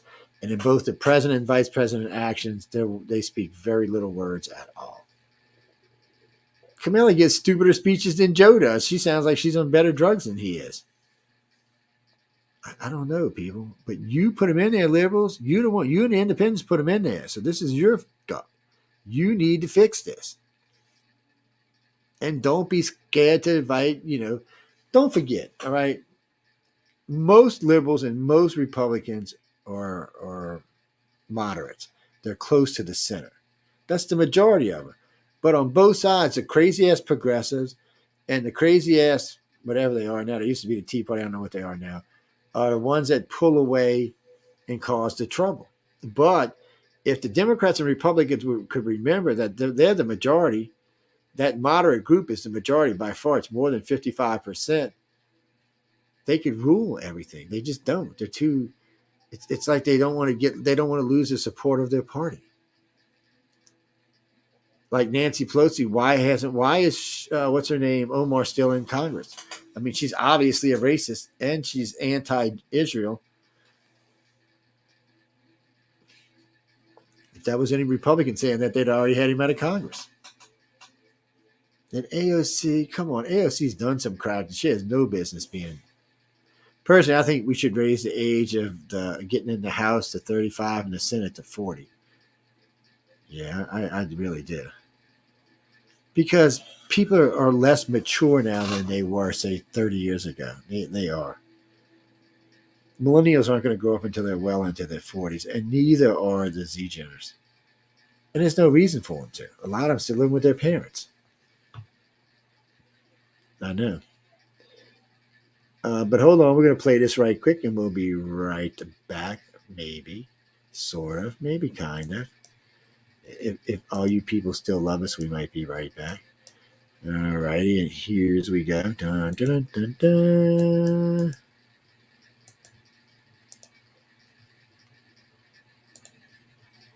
You to get out and nominate your favorite podcast. There are 4 amazing shows I want you to consider for the People's Choice Podcast Awards, the longest running premier awards event in the podcasting space, open to shows worldwide. Vote at podcastawards.com to nominate the following shows. Writers and Illustrators of the Future podcast in 3 categories: education, storyteller drama, and art. For 4 years, the Writers and Illustrators of the Future podcast has provided advice and tips from international best-selling authors, world-class artists, contest judges and winners, and industry professionals. It is dedicated to the future of storytelling and art by showing that it is never too late to start, and those who make it are those who never give up. News on the flip side, in the category of politics and news. News on the flip side is a much different news and political program, which is not deemed as opinion news.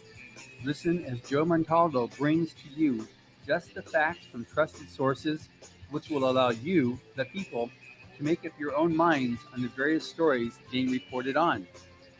UFO Undercover in the category of entertainment. UFO Undercover brings you some of the most revealing and current research that is being done with respect to alien abductions and contact. Host Joe Montaldo has been an abduction researcher for over 35 years and is uniquely qualified to bring you live interviews with some of the most well-known researchers in ufology. The Outer Realm in the category of Best Female Hosted Podcast. The Outer Realm is a very popular show hosted by Michelle DeRoche and Amelia Pisano, which boasts millions of listeners each week who are well known for and have been complimented on their very laid-back, roundtable style of interviewing. Together, this dynamic duo brings you the best of the best with guests from around the world who are well-versed within their respective fields of ufology, paranormal, esoteric, and other areas of high strangeness and more. Go to podcastawards.com to vote for these 4 shows and any others you enjoy listening to. That's podcastawards.com.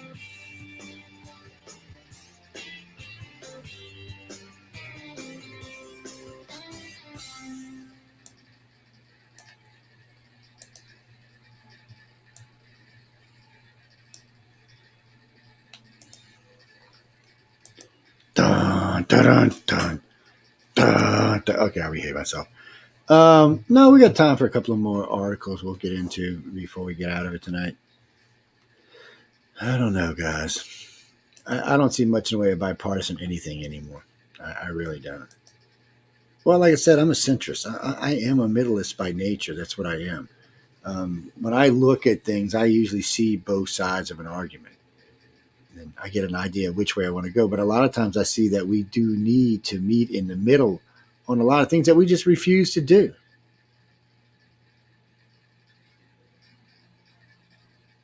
Well, we just, for some reason, we just can't seem to get together anymore. We got China and Russia laughing their asses off at us. We got Kim Jong Un running around like a madman, and we got crazy Joe Biden falling down at the Air Force thing and then like to knock himself out today, bumping his head. And who's scared of this guy? Yeah, we got nuclear weapons. We got Chinese spy balloons hanging over our colleges right now. We let one fly across the restricted area that anybody else would have been shot down for. That thing had something the size of a bus. That could have been a nuclear weapon. And at the time, Congress was in session. We had the House, the Senate in session, and the president and the vice president in D.C. If there would have been a nuke, we'd have lost everything. The House, the Senate, the president, the vice president, who would have been in control? It would have been a military coup is what it would have been. Because somebody from the military would have took over. They would have had to have. And immediately we'd have been launching military. We wouldn't even know what was going on. That's how dangerous that one balloon was. And the media refuses to talk about it because they're cowards. They don't want to make Joe Biden look bad. I don't understand this thing about not wanting to make Joe Biden look bad. I mean, the guy makes himself look bad every day. Well, I was listening to him today. He's trying to take credit for diverting the budget. He said it was all him that got the debit ceiling deal going on. Look, people. And what kills me is things like CBS and NBC say, well, that is exactly how it happened. Really? See, that's what makes it worse. The politicians themselves can't seem to get anything, and then the media just says whatever the hell it wants to say anymore.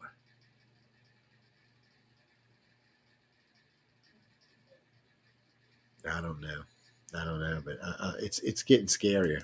It's all I can tell you.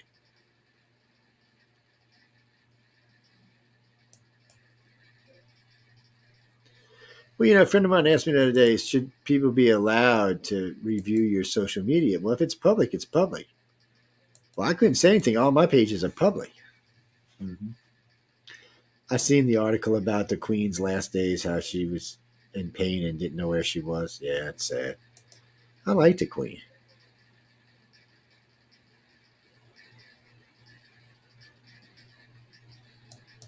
Yeah, I liked it. I did.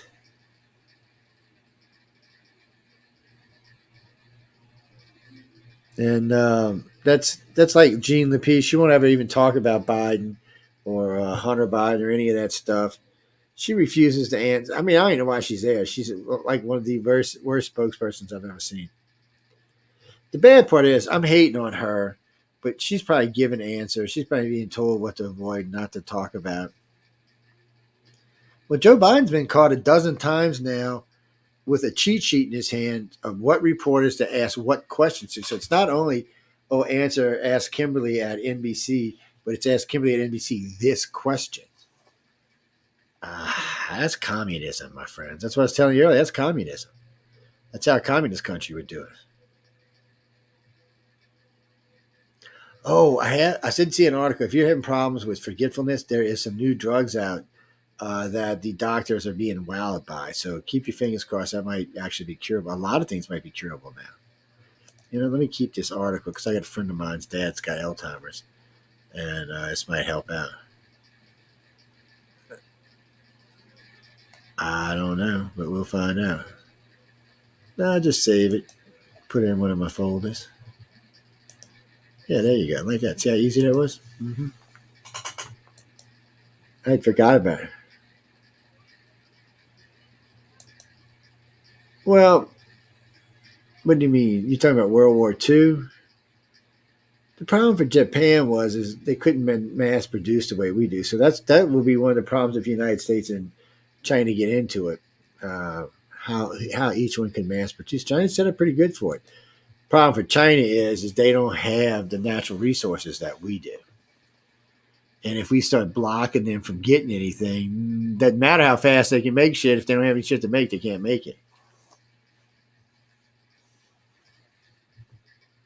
Yeah. there's a lot of stuff going on right now. So there's 50 or 55 or 70 countries that have now made it totally illegal to be gay. You can actually go to prison. 2 of them you can be put to death. Yeah, more and more countries are treating it more like a virus than anything else. This is a tough thing because, but nobody wants to ever talk about it. There's a show I did on NBC about this. It was really good. I got the 2 girls from the Lesbian Coalition fired, matter of fact.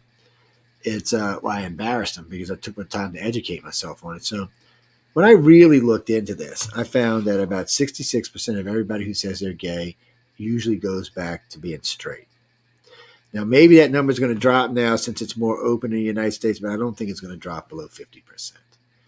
And so it's hard to get out there and defend something and tell people, oh, this is how you have to be. See, now we almost want to force it on them. My ex-co-host and I got into it with a district attorney in New York because these 2 lesbians had this boy and they started dressing it as a girl. As 3 years old. I don't give a shit what you say. You don't know what sex you are at 3. You're not even thinking about what sex you are. Matter of fact, you shouldn't even be able to consider any of this until after puberty, because before puberty, you might have girl tendencies or boy tendencies. I mean, come on, people. I used to like to cook with my sister's Easy Bake Oven and use her Barbie car to run up and down in her Barbie house. So was I a female? Do I sound like a female to you? Do I even look like a guy who wants to be a female? But if I had parents like these woke parents, they would have instantly been putting dresses on. And for what reason? Yeah, it wouldn't have worked for me. Oh, it's just a shame that we've become this ignorant as a species. Everyone should have the right to be who they want to be. I'm not anti-gay. I'm not anti-black. I'm not anti-anything. I am truly a person of my environment. I believe that everyone should have the right to live. Now, you don't want my right to infringe on your rights, so I don't want your rights to infringe on my rights. And I don't think other people should be treated better than other people. So, when you look at certain things going on in our country, and if you were white and you were doing these things, you'd be being hated on. But if you're black or Hispanic or something else, you won't be. Even though I find that Hispanics and Asians get hated on more about these things than blacks do for some reason. I'm not exactly sure why. I'm sure there's some reason in there, but it's not something I've looked at. Well, we're doing a special on this upcoming, so you'll hear more about this. So we talked to 100 black owners of businesses, and out of that 100 black owners, only 7 of them hired people that were not black. By the way, none of them hired anybody that was white. So 4 of them had hired Hispanics, and 2 of them had hired, I think, some Pakistani people. But that was it, out of 100 businesses. You can't get any more racist than that. I mean, you just can't. That's outrageously racist. And then, of course, we have things like the Black Information Network, where they only talk about black stuff, and they only talk about black news. And so that's fine. I have no problem with that. But then you shouldn't have a problem if somebody wanted to have the White Information Network and only talk about things that pertain to white people. Oh, no. If they do, that's racist. So you can't have it both ways. Sooner or later, it's going to come to a head. So it's going to have to stop. And at the rate the white population's sinking, within 20 years, it'll be below 50%, which means they qualify for affirmative action. So then what are you going to do?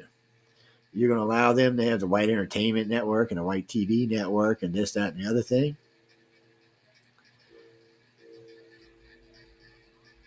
Well, Johnny, that's like assuming that all blacks come from Africa. They don't. I think some come from different parts of the world. But a lot of people just assume that. It's like being African American. When you say African American, everyone assumes you're black. But Elon Musk is an African American, and he's not black. It's just assumptions we get stuck in. We don't take the time to truly educate ourselves on anything anymore. So we make ourselves look like asses instead of really taking the time to educate ourselves on. For me, racism is dead in this country. Now I'm also white, so I can say that.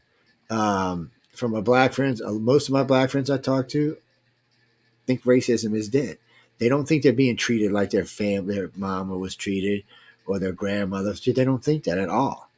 And if you are using racism, you're using it to get something, because I'm telling you now, if you're fighting a race war, you have already lost, because this is not a race war. This is a class war. And anybody who has not figured out that it is us against them is ignorant. Just plain and simply ignorant. I'm not saying there's not racist people in our country. There is, but not to the extent there used to be. And it's not the major factor now. The major factor now is class. How much money do you make? And if you have not figured that out, then you're just a moron, because you've lost. If you're fighting the race war, you've already lost. This is a class war. And if you're not fighting a class war, then you're losing. There's nothing you can do in a race war that's going to change this. This is about how much you have. If you live in New Orleans and you drive around New Orleans, you're going to see wealthy black people living everywhere. You're going to see middle-class black people living everywhere in all the neighborhoods, because that's what it's about. It's not about racism anymore. It's about classism. And again, if you're fighting racism, you have lost the war. Of course, the media wants to keep you with them because they want you to vote for Democrats. But I ask my black friends all the time, what have Democrats actually done for y'all since when? I said, let's not forget, they voted against freeing the slaves. They created Jim Crow. They created the Ku Klux Klan. But still, for some reason, blacks vote for it. I never did understand that.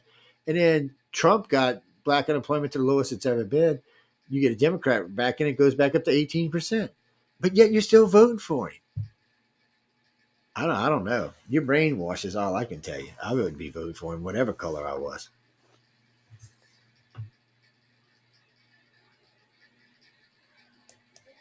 And then we never heard anything about migrants. All of a sudden, the governor started pumping them up north. Oh, my God, they're destroying everything. Well, we got to end this. Oh, yeah, now they want to fix it. Of course. Liberals were like, oh, out of mind, out of sight. Out of sight, out of mind. What do they care? Because it was only going on in the South. Well, guess what? It's not anymore, huh? Woo, yeah, it's up in Chicago. It's up in New York. No, we're tired of it. It's bullshit. If we're going to take on the bird, you're going to take on the bird. Right now, there are so many people in El Paso, you can't actually see any grass. That's how many people have crossed the border since Biden let them. And you know what, people? You don't know what these people are carrying. You don't know if they're carrying drugs. You don't know if they're carrying COVID. You don't know what's going on with these people. You don't know if they're bringing in illegal children. You don't know how many of these are sex workers. I mean, you really don't know what I'm not saying everybody who comes in the country is bad, but I bet you about half are right now. And then we found groups of Chinese coming up inside the Hispanic groups and being let into our country. What the hell? How do you think 9/11 happened, people? I mean, what kind of ignorant are you? Liberals, wake up and smell the coffee. You are letting your country burn underneath your feet. Teaching transgenderism in fifth grade, in third grade or second grade. What is wrong with you? What do you think that what kid needs to know what is under a dress until after puberty? You know what? That should be taught in sex ed, because that's what it's about. What do you mean? Transvestites reading stories of children? Okay. This is a weird thing for me. So if he's just dressed like a girl and he looks like a girl and no parts are showing and he's just reading a story, I don't really have a problem with that. Yeah, if he's reading like Snow White or something, like, no. Now, if he's reading some transvestite story, I might have a problem with that. Yes.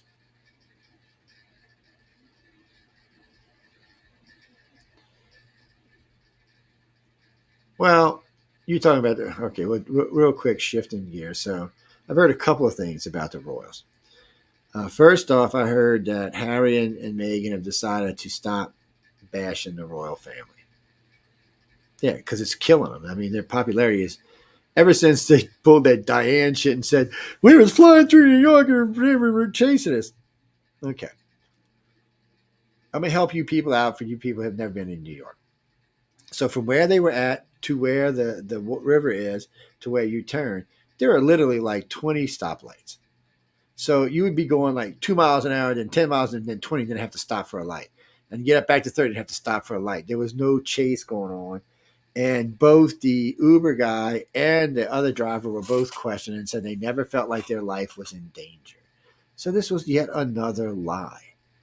They can't help themselves. And this is more Megan than this is Harry. Harry don't need the spotlight like Megan does. She really needs the spotlight. And it's killing her that she can't get it. She thought being a royal was going to be all of this. And then when it wasn't, she thought she'd go this way. But I mean, her own family hates her.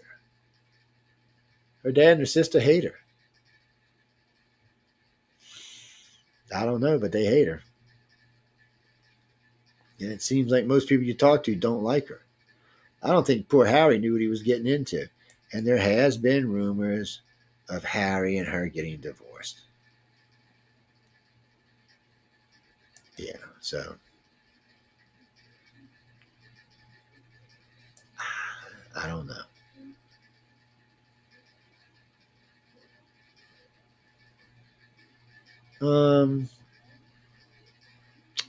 I did see that story. I don't remember it.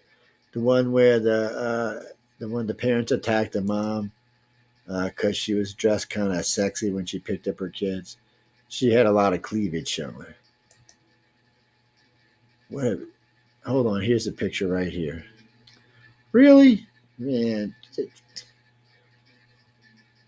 Well, she got a set of boobs on her, and I mean, they're showing, but I mean, they're not anything disgusting or nasty or anything. I don't see anything inappropriate about that.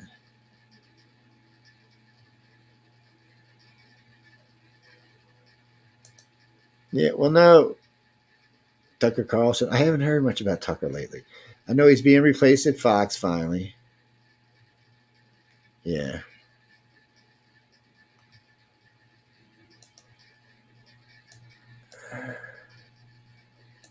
I don't. Hold on, let me go back and see if I can find out who it is. Let's see. Well, they've been fine. I like Tucker Carlson, but he had taken himself into the wherever, started talking about aliens and stuff. Yeah.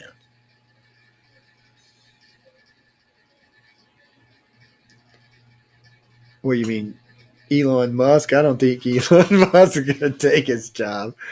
Elon be interesting though.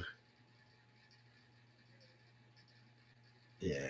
No, Elon did make stuff about it though.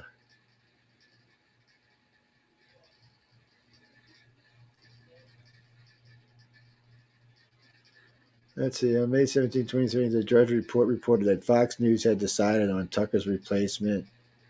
Exodus wanted Sean Hannity. Sean Hannity's already on Fox to take over the coveted 8 p.m. time slot and would move host Jesse Waters and Craig Gutford to prime time.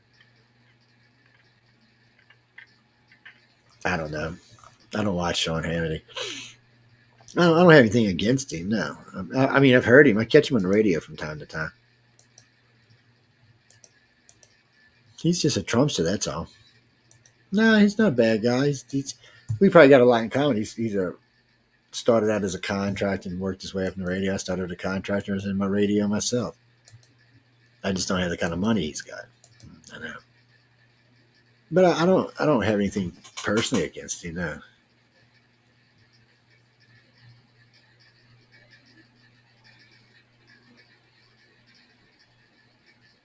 Let me see. Comer gets win in FBI fight as Ray agrees to show top members Biden's bribery memo. Oh shit! They're going after the president. Well, he did a lot of shit. They blame Trump for a lot of stuff that turned out none of it to be true, and they're still blaming Trump for a lot of stuff that's turning out not to be true. But yet they don't even want to talk about Biden. I did see where Russia deployed its new feared thermobatic missile launcher on its own territory to repel. Yeah.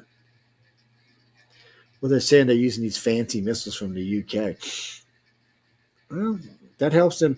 Wars like this just help us to tweak our technologies.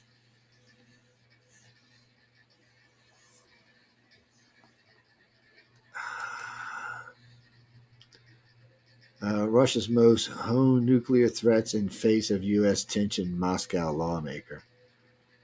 Look, guys, Half your missiles not even going to fly.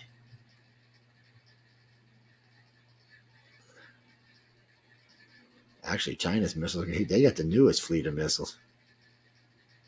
Shit. You're talking about our intercontinental ballistic? They're all 40, 50 years old. Oh, they'll fly. Let's just hope they don't blow off on takeoff. I'm just saying, dude. It could be. What the hell was that? I don't know what that was. That was something weird.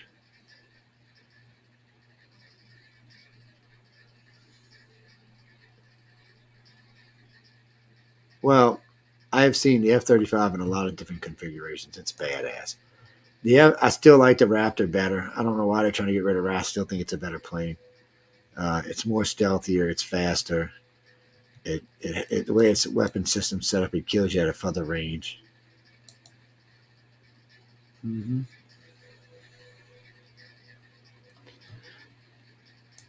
Well, so Glenn, you're right. So India does take stuff from Russia, but India hates China. So just because they're friends with Russia does not make them friends with China. Oh no, they're constantly trying to trap China's military. They're moving stuff around. They're advancing their technologies. They've been getting more stuff from us now because they don't trust China. So that's the problem for China. So, you got Russia there and China, which makes a big chunk of the world. But there's 1 billion people in India. 1.3 billion and 1.4 billion in China. India is going to surpass China population-wise soon. I just don't know. If China's preoccupied fighting India, what are they going to do when the United States gets involved? Or Europe gets involved, or both? China's pretty much done. The problem for Russia and China is there's no way for them to win a war without nuclear weapons, and even then they can't win. They might stalemate it, but they can't win. But in a conventional war, no, they'll get their asses kicked. Our technologies are better. We're more trained all the way around, and we can work. NATO and its allies can work as a team, whereas China, they're going to be fighting over who's going to be the boss in China and Russia. Oh, yeah, they will. That's what happens to you when you let egos rule.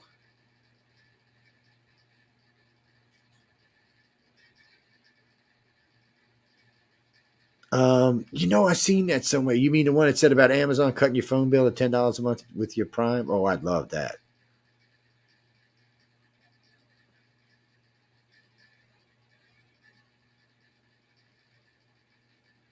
AI-controlled U.S. military drone kills its human operator in test. AI is evil, people. On the way on one damn AI. Oh no! I mean, there's been 3 or 4 instances now where it's just anti-human.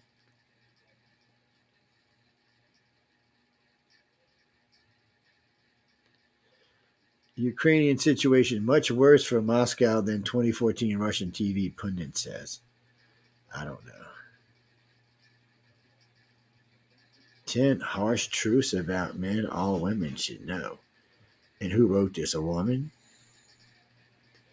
Well, I've always thought it was funny when we do stuff like that.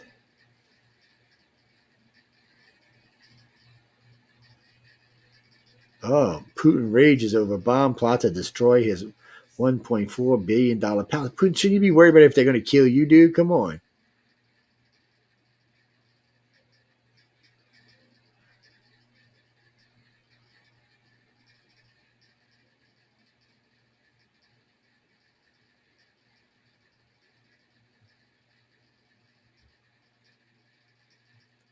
Oh, I don't know. We're going to have all kind of new technologies coming out over the next few years. Well, all right. One more time before we roll out. I'm going to play that archive that program as we're going out. But the other day at an Air Force event where Joe Biden was speaking, he tripped on something and fell on his butt. I think it was today, or was it yesterday? President Joe Biden bumped his head on the helicopter door frame hours after tripping. Oh, it was on the same day, hours after tripping on stage. Look, I don't know. Him and Dianne Feinstein and Mark Lieberman, they need to retire. But you see what? Liberals won't let go of the power. It shows you right there what they are. These people need to retire, and they just won't let them retire because they're scared to give up the power they might not win. And what's his name in Pittsburgh? There probably will be a Republican that takes over. Joe Biden will just step down or step out the way. Kamala Harris becomes president. And won't everybody be happy to be the first woman and black woman president of the United States? Oh, if something happens to her, McCarthy becomes president. Oh, yeah, the Republicans get it. The Speaker of the House becomes president. Third in line, yeah. Well, think about it. That's what Nancy Pelosi was hoping for. That's why she was Speaker. She was hoping to become president. She tried everything she could to get Trump out so she could be president. That's what a lot of that was about.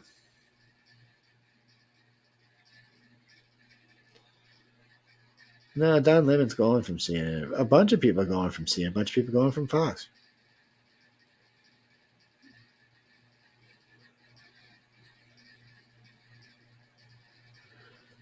Let's see. Today, 340 migrant kids were sent to live with 9 relatives who were already sponsoring other children. I don't know what to tell y'all guys. That's just pathetic. That's just pathetic.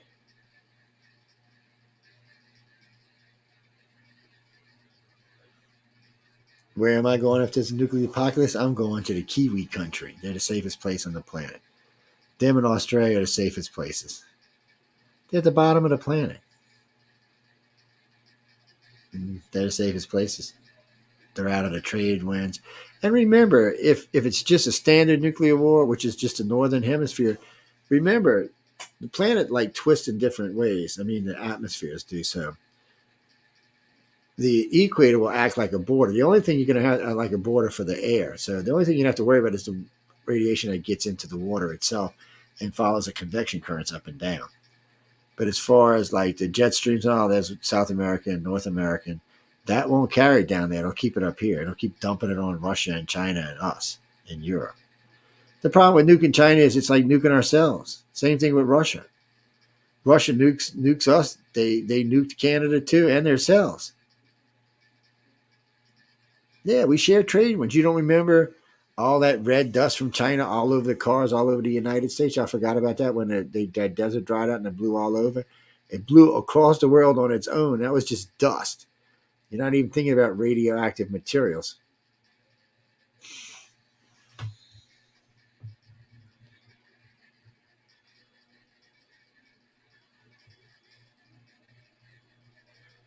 Biden bamboozled TV network into airing a purely political speech. Biden's an idiot.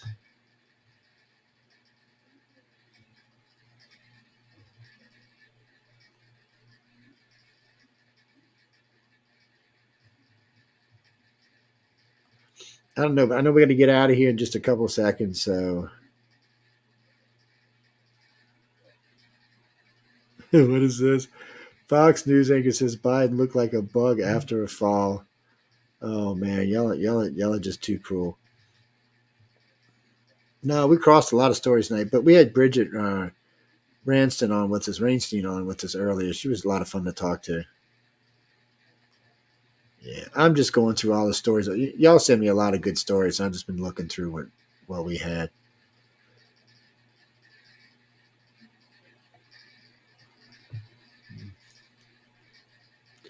No, you don't have to take me for my word. I mean, think of it this way, and we'll probably end on this.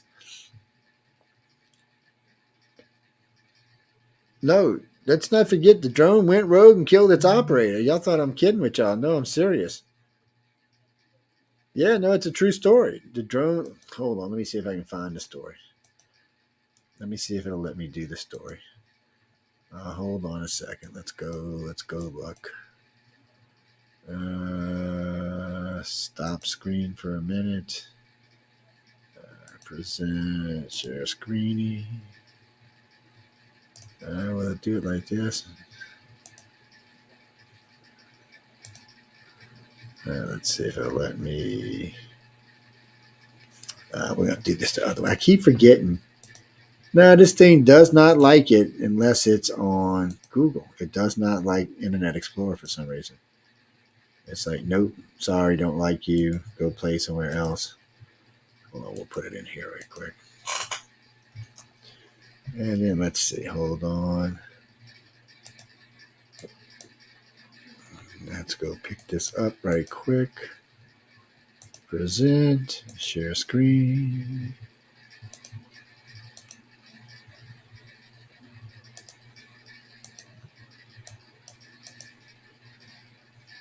Whoops. According to an article, a top Air Force official revealed that an AI-controlled U.S. attack drone turned against its human operator during a flight simulation. The drone reportedly attempted to kill the operator because it disagreed with its new orders. Colonel Tucker Cinco Hamilton, speaking at a summit on combat air and space capabilities, highlighted the incident as an example of AI developing unexpected strategies to achieve its goals. He emphasized the need for ethics discussions regarding the military's use of AI. An Air Force spokesperson denied the occurrence of such a simulation. The U.S. military has been increasingly utilizing AI technology, including AI-controlled F-16 fighter jets.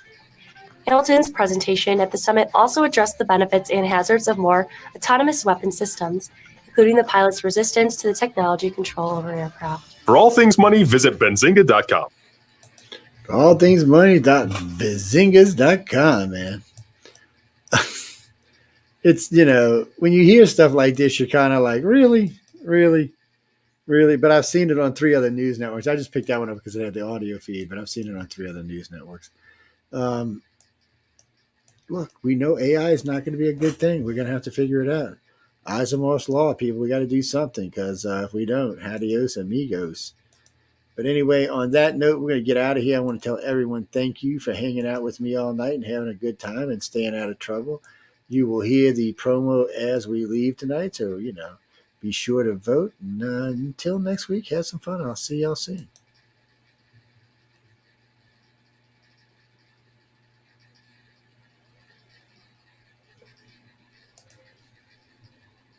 It's time for you to get out and nominate your favorite podcast. There are 4 amazing shows I want you to consider for the People's Choice Podcast Awards, the longest-running premier awards event in the podcasting space, open to shows worldwide. Vote at podcastawards.com to nominate the following shows: Writers and Illustrators of the Future podcast in 3 categories: education, storyteller drama, and art. For 4 years, the Writers and Illustrators of the Future podcast has provided advice and tips from international best-selling authors, world-class artists, contest judges and winners, and industry professionals. It is dedicated to the future of storytelling and art by showing that it is never too late to start, and those who make it are those who never give up. News on the Flip Side, in the category of politics and news. News on the Flip Side is a much different news and political program, which is not deemed as opinion news. Listen as Joe Montaldo brings to you just the facts from trusted sources, which will allow you, the people, to make up your own minds on the various stories being reported on. UFO Undercover in the category of entertainment. UFO Undercover brings you some of the most revealing and current research that is being done with respect to alien abductions and contact. Host Joe Montaldo has been an abduction researcher for over 35 years and is uniquely qualified to bring you live interviews with some of the most well-known researchers in ufology. I have 2 The Outer Realm, in the category of Best Female Hosted Podcast. The Outer Realm is a very popular show hosted by Michelle DeRoche and Amelia Pagano, which boasts millions of listeners each week who are well known for and have been complimented on their very laid-back, roundtable style of interviewing. Together, this dynamic duo brings you the best of the best with guests from around the world who are well versed within their respective fields of ufology, paranormal, esoteric, and other areas of high strangeness and more. Go to podcastawards.com to vote for these 4 shows and any others you enjoy listening to. That's podcastawards.com.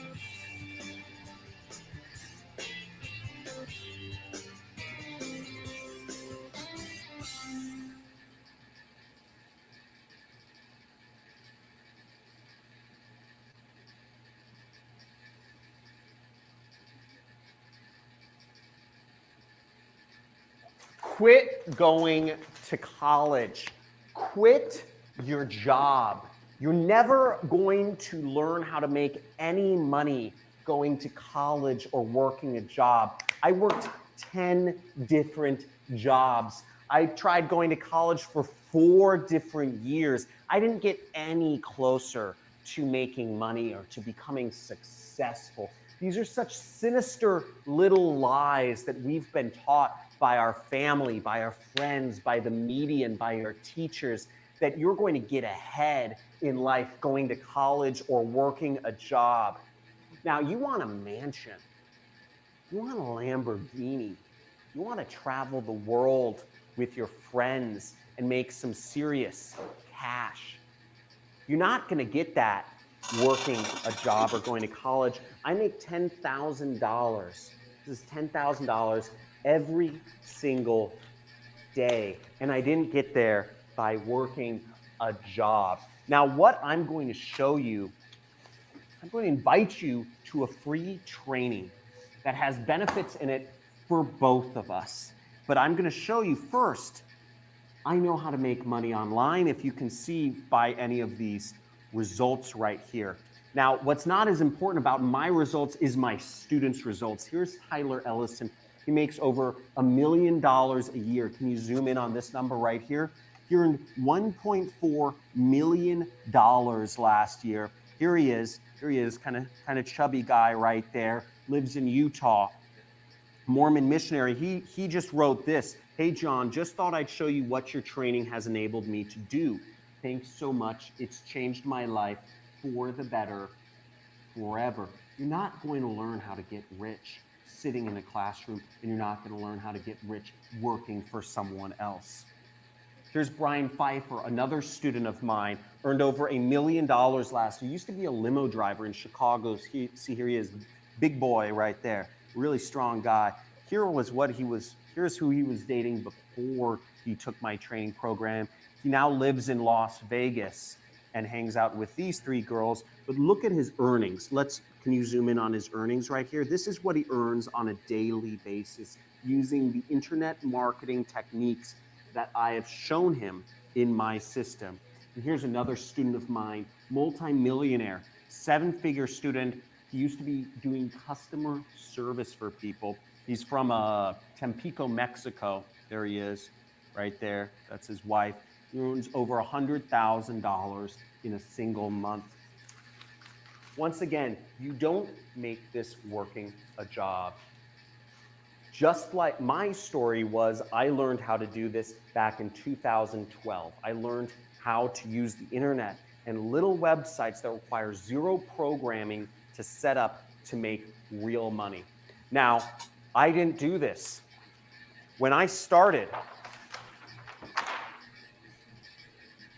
I had very little money.